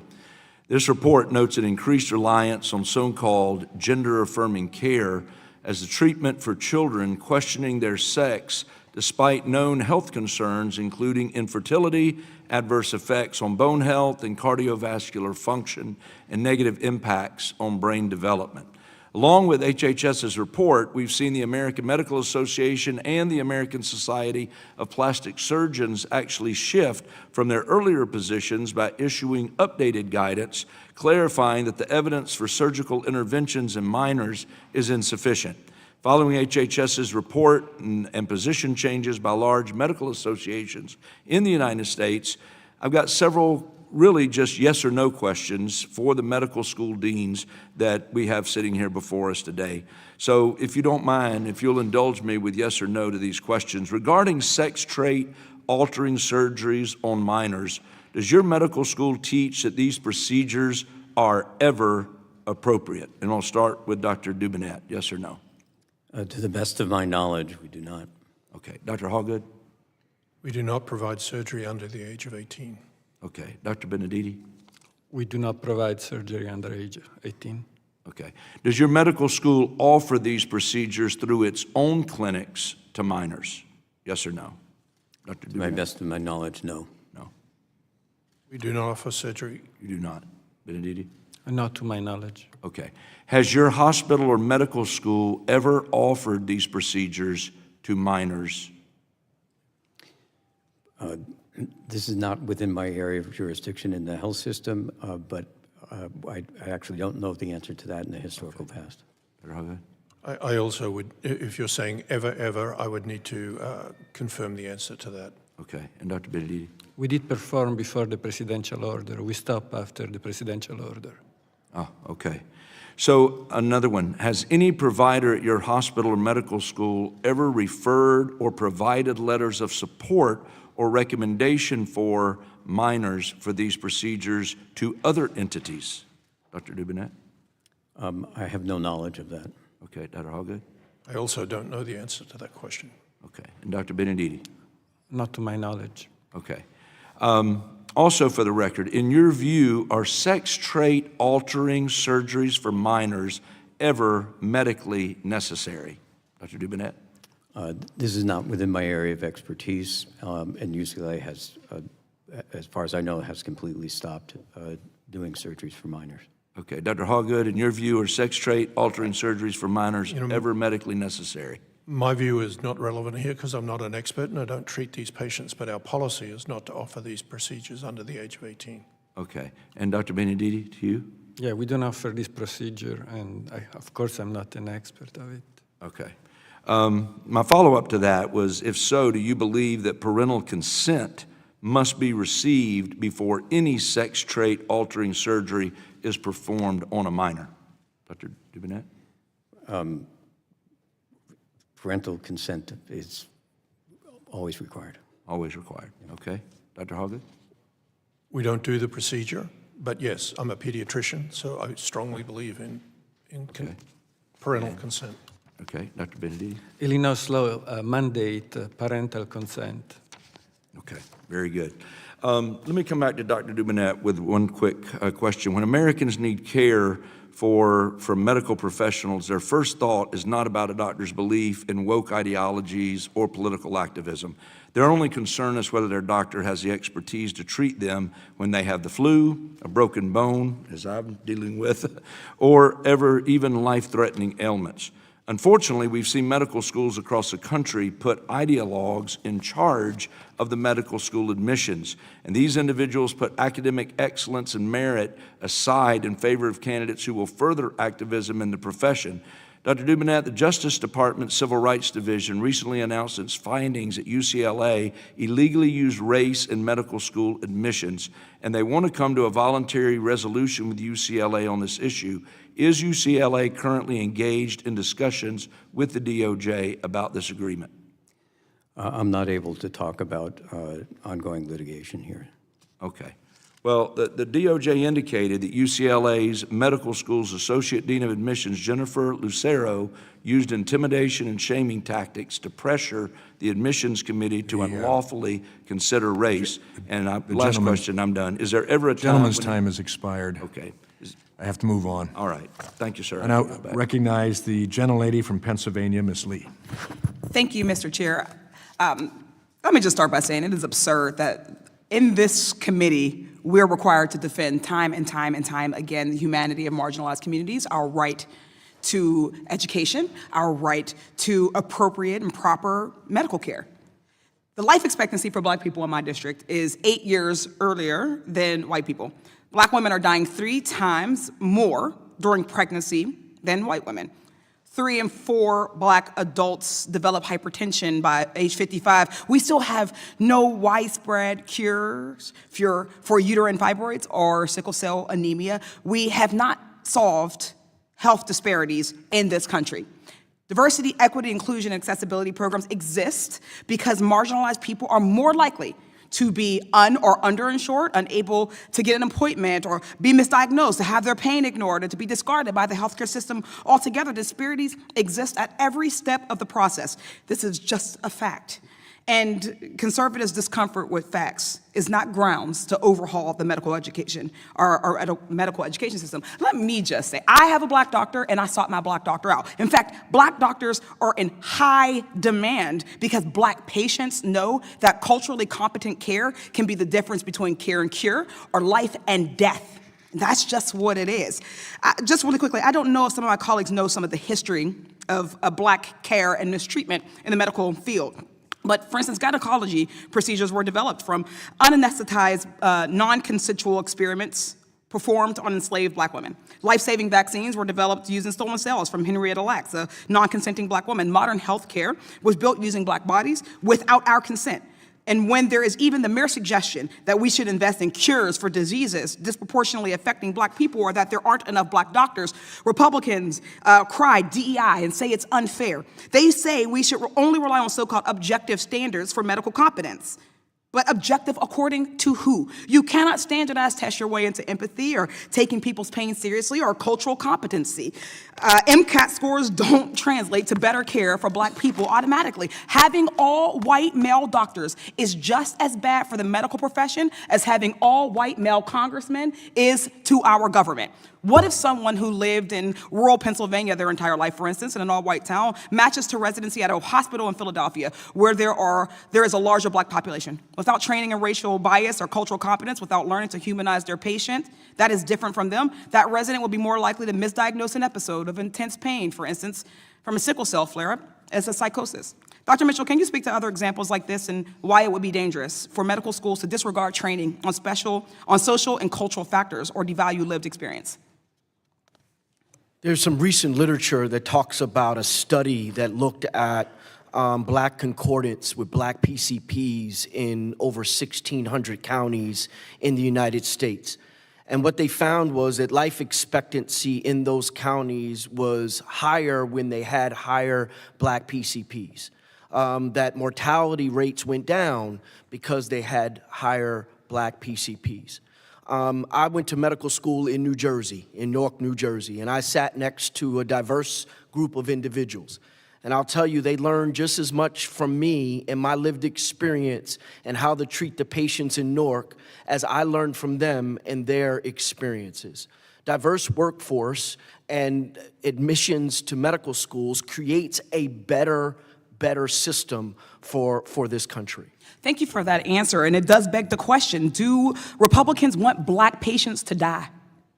Do we want women to die? Do we want trans kids to die? Because we know that a cultural competent education, that cultural competency and diversity in our education system, our medical system saves lives. When my life is on the line, the doctor I want in the room isn't the one who got there because their parents were able to afford them an elite private school education and test prep courses and an admissions consultant. It's the doctor who studied for the AP biology test during lunch when they're in high school, didn't offer AP courses, or the one who had to work multiple jobs, or the one who had to wake up early to get your siblings on the bus and still made it, the one who recognizes me in my humanity, because actually seeing people for who they are does matter in the medical profession. I have more questions, and there are so many things and so many different avenues that we can go down about how important it is that we have culturally competent education, that we have a culturally competent medical field. But I know that my colleagues already know that. This is another grandstanding attempt to deflect away from Black advancement and care and an equitable society. It's a shame that we do that. Republicans care more about culture wars than culturally competent care. And as long as they get reelected, they don't care who dies along the way. Gentlelady's time has expired. I now recognize the gentleman from Florida, Mr. Fine. Thank you, Mr. Chairman. Dr. Hargood, under questioning from Ms. Miller, you said, quote, the vast majority of pregnancies are in women, end quote. Who has the other pregnancies?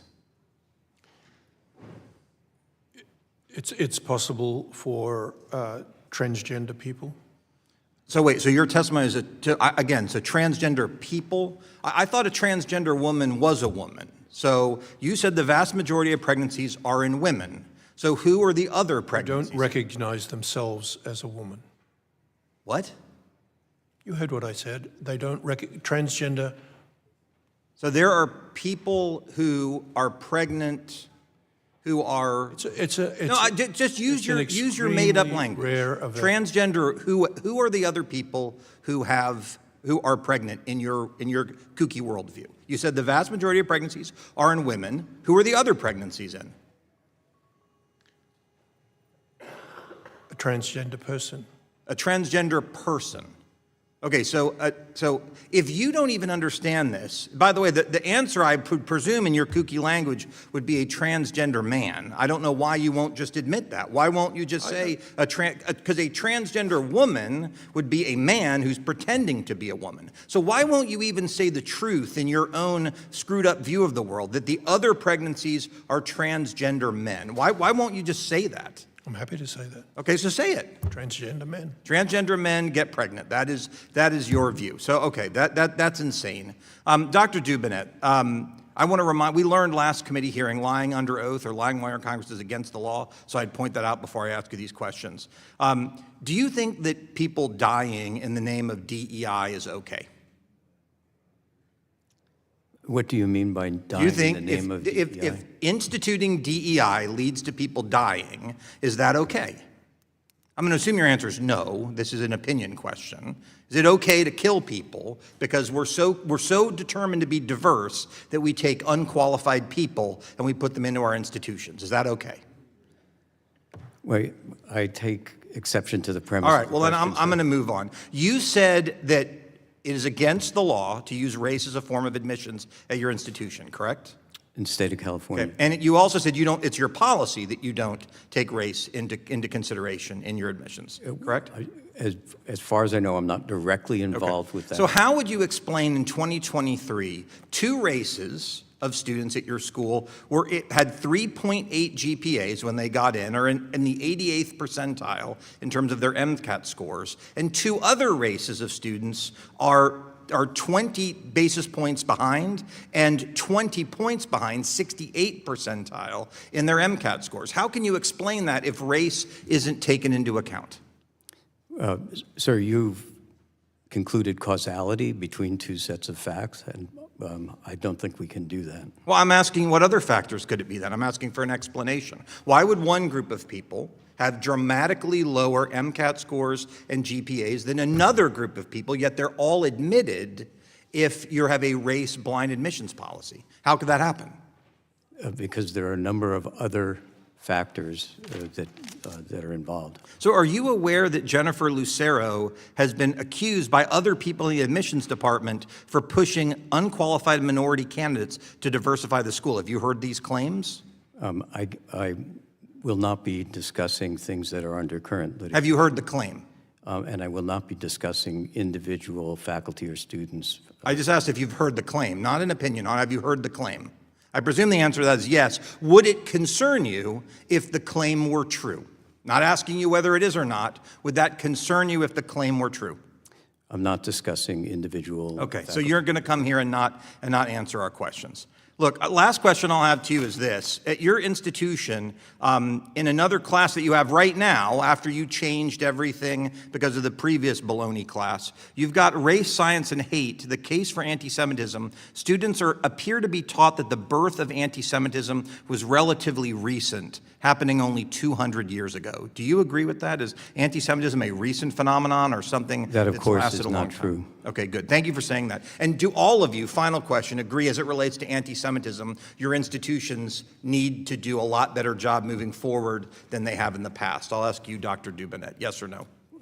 We're doing a lot in the area of anti-Semitism, and we better now. We stand against anti-Semitism strongly, and as I said in my opening statement, these issues I take very personally, as that all of the issues resonate with me personally, and that my family, not all of my family, escaped Europe during the Holocaust. I understand. And I'm out of time, so I'm not going to ask the other two. Mr. Chairman, I yield back. Gentleman yields. I now recognize the gentleman from California, Mr. DeSaulnier. Thank you, Mr. Chairman. I want to tell the witnesses, particularly the two distinguished gentlemen from California, and as a Californian, how incredibly proud I am of you, all of you, but particularly the two of you in the institutions that you lead, having been to both of them, as somebody who's a survivor of stage 4 cancer and infections of MRSA and sepsis. I'm not supposed to be here, but I'm here because of Providence and because of the medical professionals who treated me through those challenges. And much of that research came from your researchers. So, Mr. Chairman, with the state of healthcare in this country, as the former chair of the Health Subcommittee and the future chair of we're 46th in life expectancy, but we have the most expensive healthcare system in the world. Average American spends $15,000, per capita expense for healthcare in the United States is $15,000 per American, and the health outcomes are the 46th out of developed countries. And amongst the most awful health expectancy and health comes amongst poor Americans of color. Is that not true, Dr. Hesworth? You have quoted the statistics as I know them correctly. Chancellor? I'm sorry. Go ahead. To the best of my knowledge, yes. So let's talk about what this administration's done. Why I don't understand why the majority is not having a hearing on what this administration's done between H.R. 1 and the budget to healthcare and healthcare research. I'm alive because of, as my colleagues know, because of research that started at DARPA, but also was added to by UCSF researchers that did blood work, including on HIV/AIDS, but for leukemia patients like myself. So, Chancellor, Hogwarts, what has the NIH cuts done to UCSF in the context also of, forgive me for this, but return on investment? Your website says that your foundation calculates that your research has basically a multiplier of 9 times out to the general public. UCSF or UCLA, you measure it on societal outcomes. Could you both speak to both of those things? What are these cuts and what are HR1 doing to all the good work you do as 2 of the premier research facilities in the world? Well, thank you for the question. We have enjoyed unparalleled support, bipartisan support from Congress for almost 80 years since the NIH was created following the Second World War. That's allowed us to make unprecedented advances in the medical sciences. We have built one of the strongest medical research ecosystems in the world. The biotechnology industry spun out of UCSF and led to a revolution in new therapies for things like cancer and leukemia. One of our faculty received a prize this year for essentially curing the commonest cause of multiple sclerosis. So the partnership between the Congress, administration, and the great research universities of this country for the last 18 years has had a profound impact. We are concerned that that partnership is under threat. I've been to Washington multiple times in the last 2 years, and I really appreciate the bipartisan support for science that I have seen and received.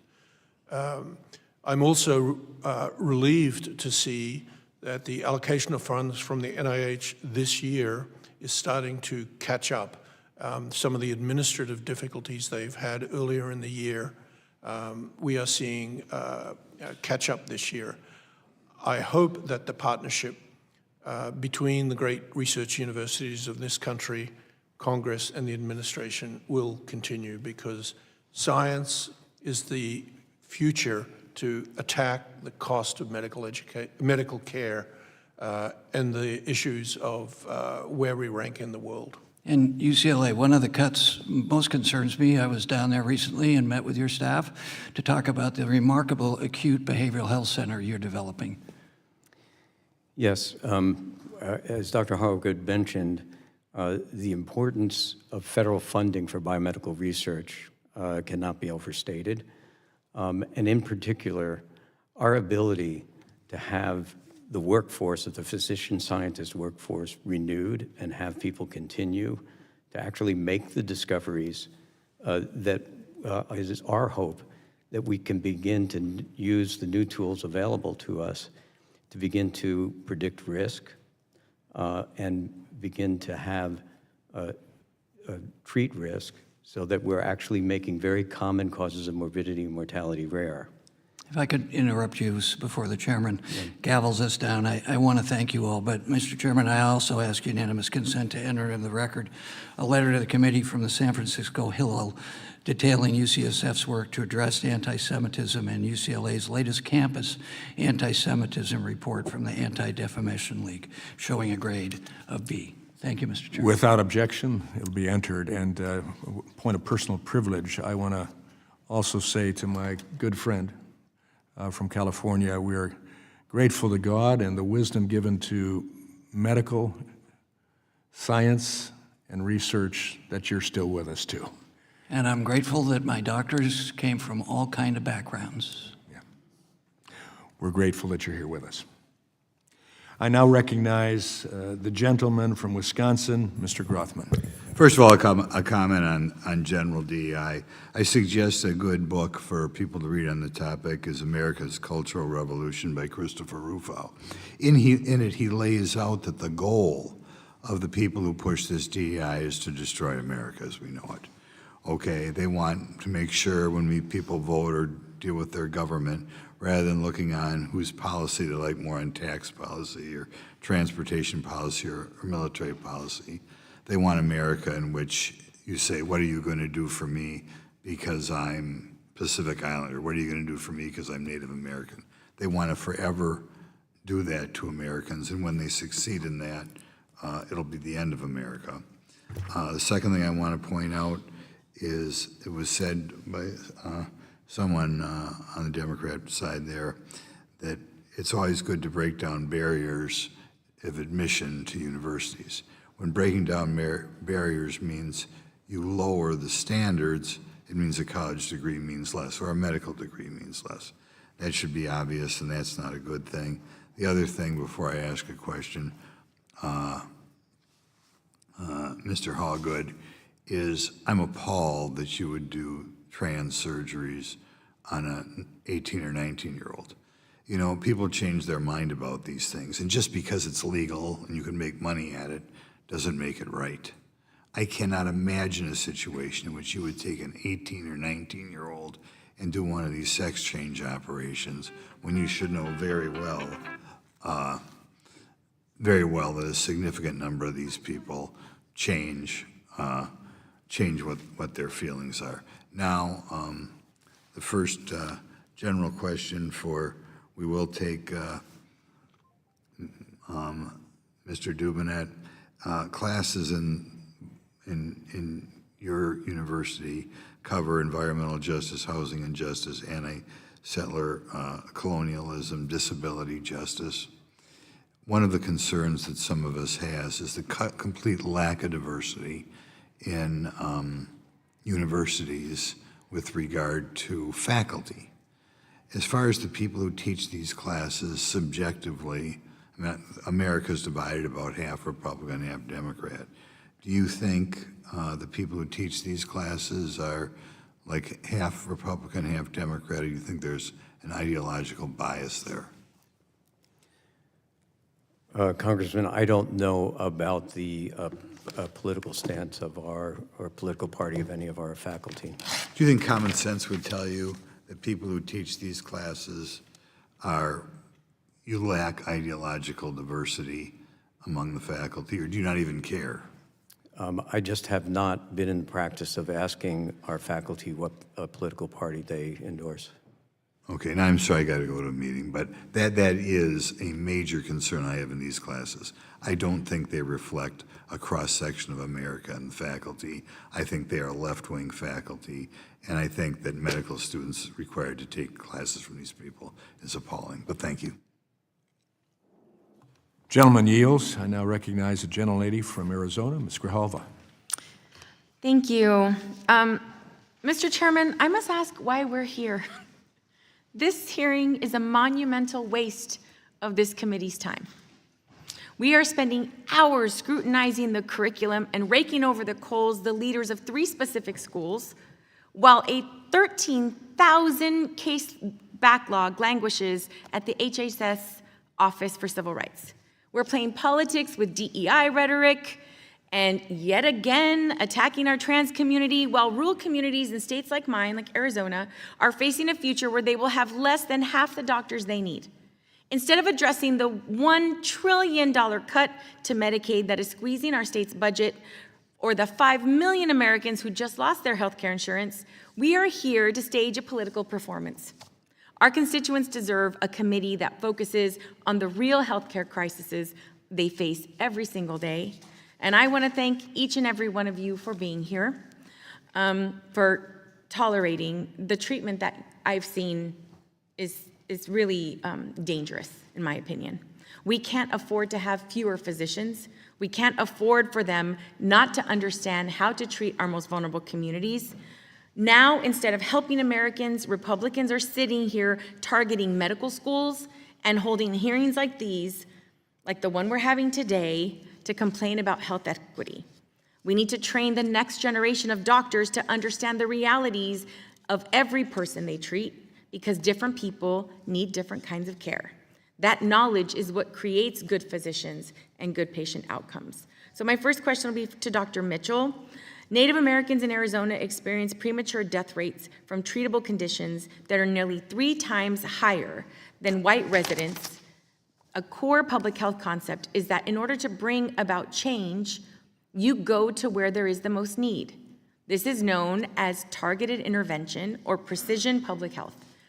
Only then will you truly change the trajectory of a disease or health burden. What happens if medical students are forced to ignore this scientific reality? Thank you for that question. I think more people will die. I mean, I'm a forensic pathologist, and I often say I see failed policy on my autopsy table. I see individuals that should have been diagnosed with cardiovascular disease show up, and the first time they're diagnosed is when they have a terminal heart attack.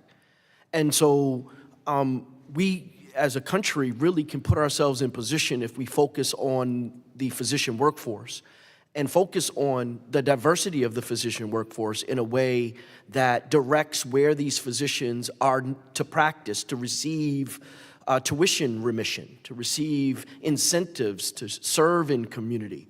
There was a time in this country where you could serve in the community and then get your tuition remitted. That's a workforce environment where you can actually decrease the morbidity and mortality of communities like you've just suggested. Thank you.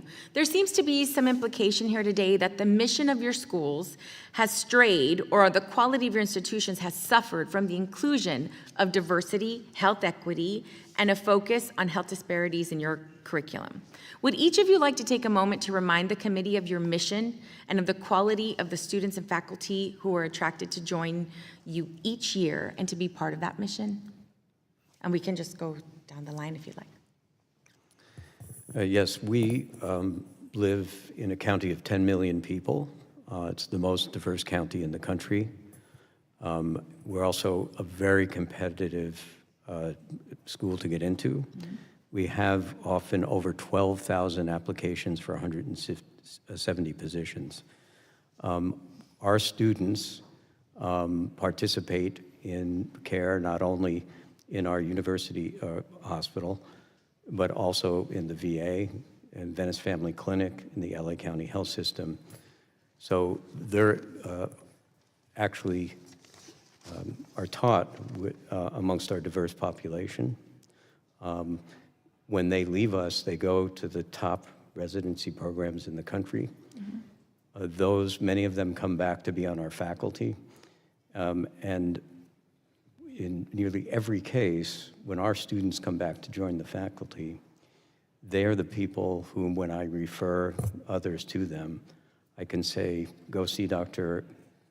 A, because he or she could take care of my own immediate family. And so I think our track record of doing that and having training within the entirety of the Los Angeles region it creates a venue for having training that leads to an appreciation of the social determinants of health. And I had a student speak with me recently about the gentlelady's time has expired, so I'm going to have to leave. I wish you each had the opportunity Yep. to answer that question, because I think that there's so much information that's misleading. I now recognize the ranking member, the gentleman from Virginia, for his questioning. Thank you, Mr. Chairman. Dr. Mitchell, I want to thank the National Medical Association for all that you've done over the years. My father was a member of the National Medical Association, so I'm very well aware of that good work. You're familiar with H.R. 1, the big ugly bill. Can you say how that limits opportunities to medical school and who it limits, who it adversely affects?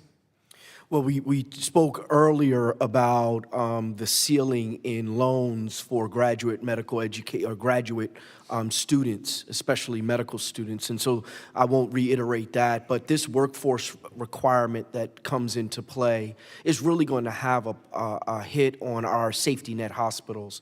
Many of our safety net hospitals also are residency programs.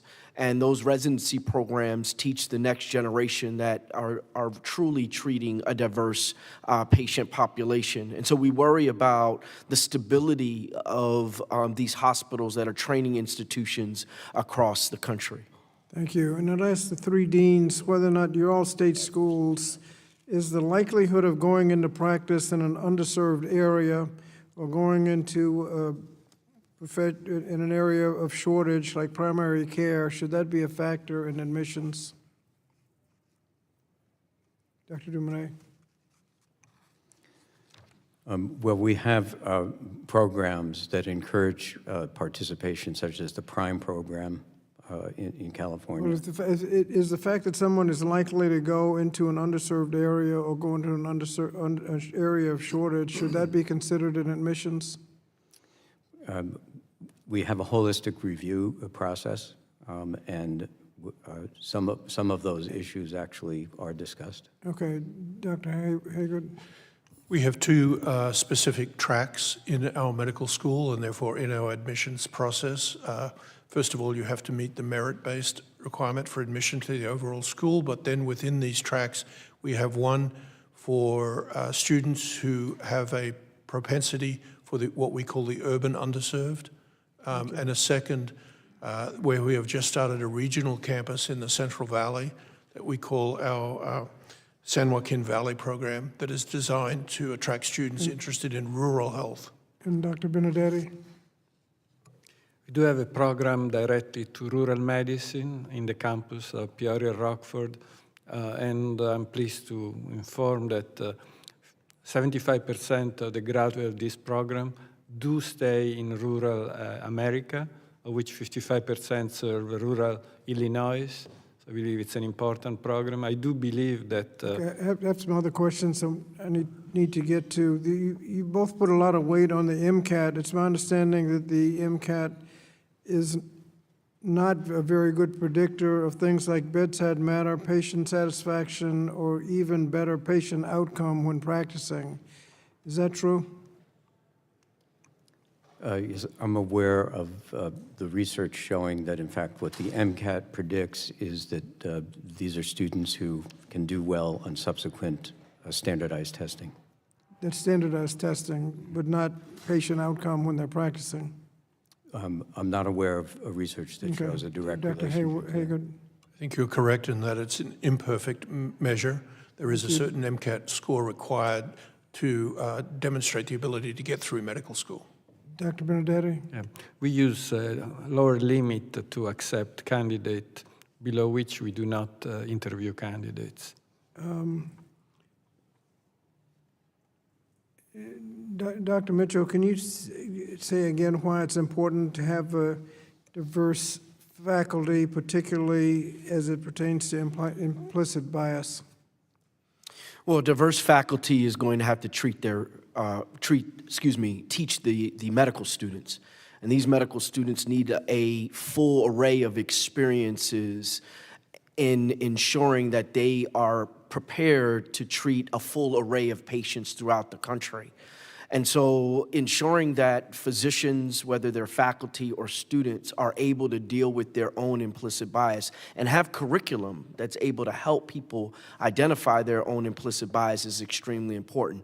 And that doesn't happen in a monolith. It happens when you have diverse individuals around you that can bring different perspectives surrounding patient care and patient safety and quality. Thank you. Mr. Chairman, I ask unanimous consent to enter into the record a testimony from the NAACP Legal Defense and Education Fund showing the importance of DEI in medicine. Without objection and hearing none, it will be entered. You're back. The gentleman yields. I thank the panel for deliberating with us today. I now recognize the ranking member, the gentleman from Virginia, for his closing comments. Thank you, Mr. Chairman. And once again, I want to thank the witnesses for being with us today. Today's hearing made one thing clear, that discrimination should not be in our medical schools or our healthcare system, and that includes anti-Semitism. All students deserve to learn in environments where they can feel safe, respected, and supported, and every institution has a responsibility to ensure that they do. But addressing anti-Semitism cannot become an excuse to undermine the very principles that help create inclusive learning environments in the first place. Diversity, equity, and inclusion are not the cause of discrimination. They are part of the way we prepare the future physicians to recognize bias, treat patients with dignity, and provide the highest quality of care. Throughout today's hearing, we've heard concerns about the culture on our campuses. These concerns deserve to be taken seriously.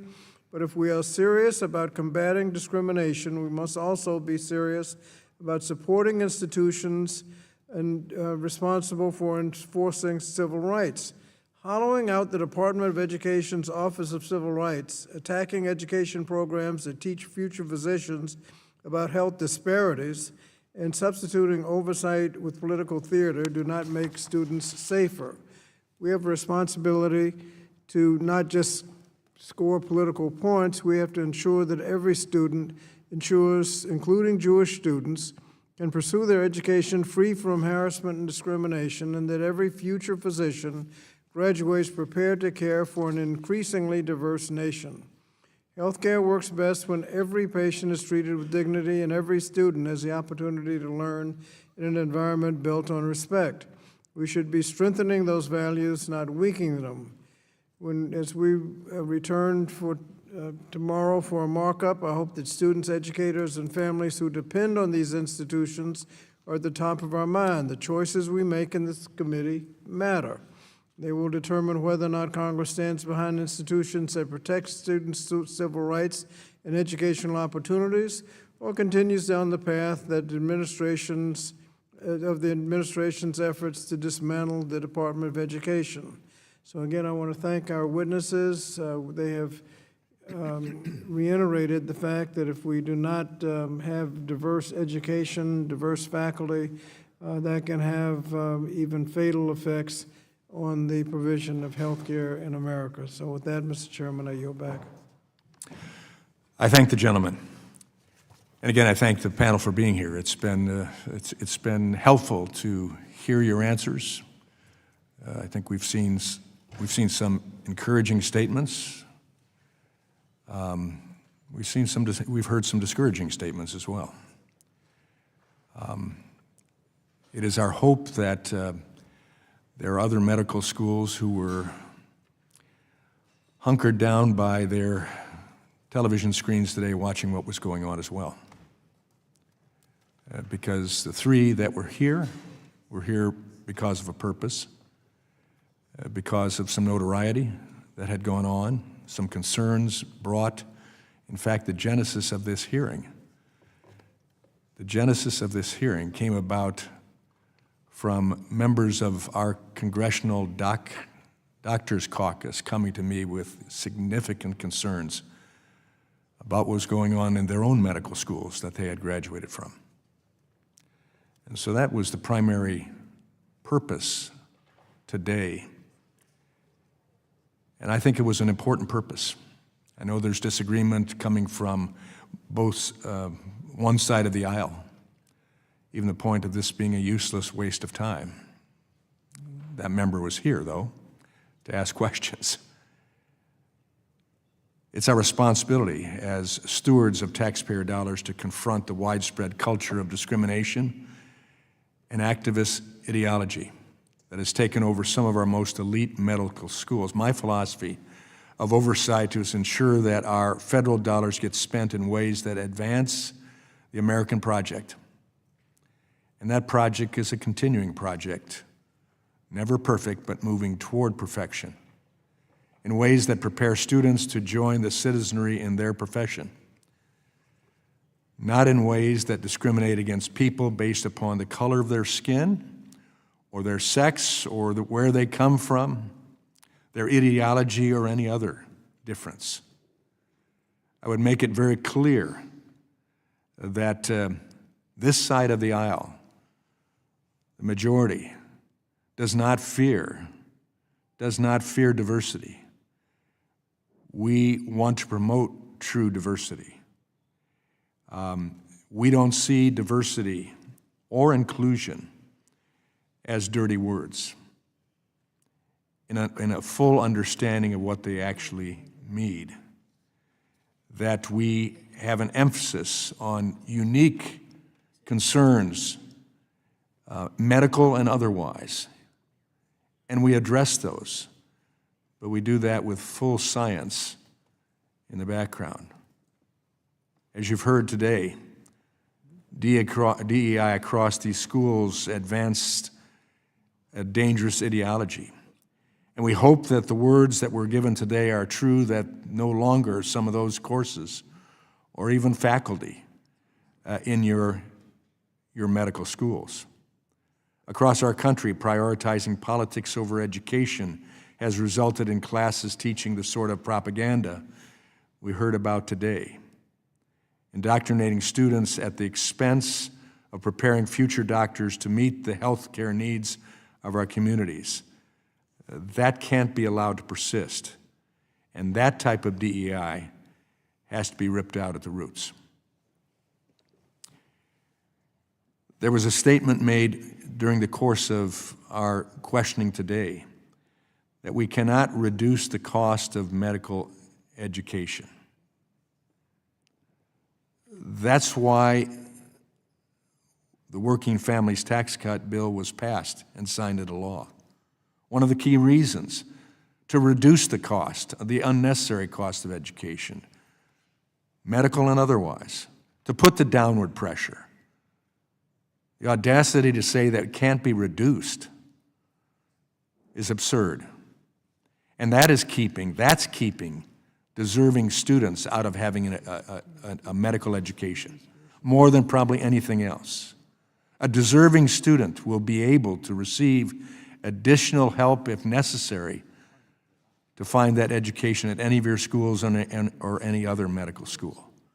And I think that'll be proven.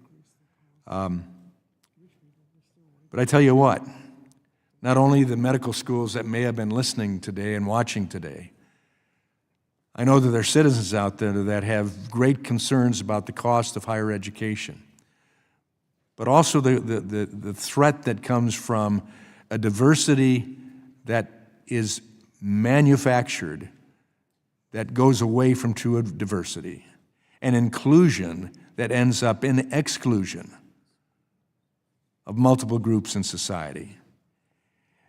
The concern about the cost in higher education and in medical education research, when we had opportunities to hear an answer to a question that was asked in a biological way, a scientific way, whether a non-biological woman has had a baby or could have a uterus. Unbelievable that answer was given in an unscientific way. And the mealy-mouthed answer that was given by noted medical professionals. The general public hearing that today says this hearing was valuable because it was absurd that answer could not be given directly. And unscientific information was stood by.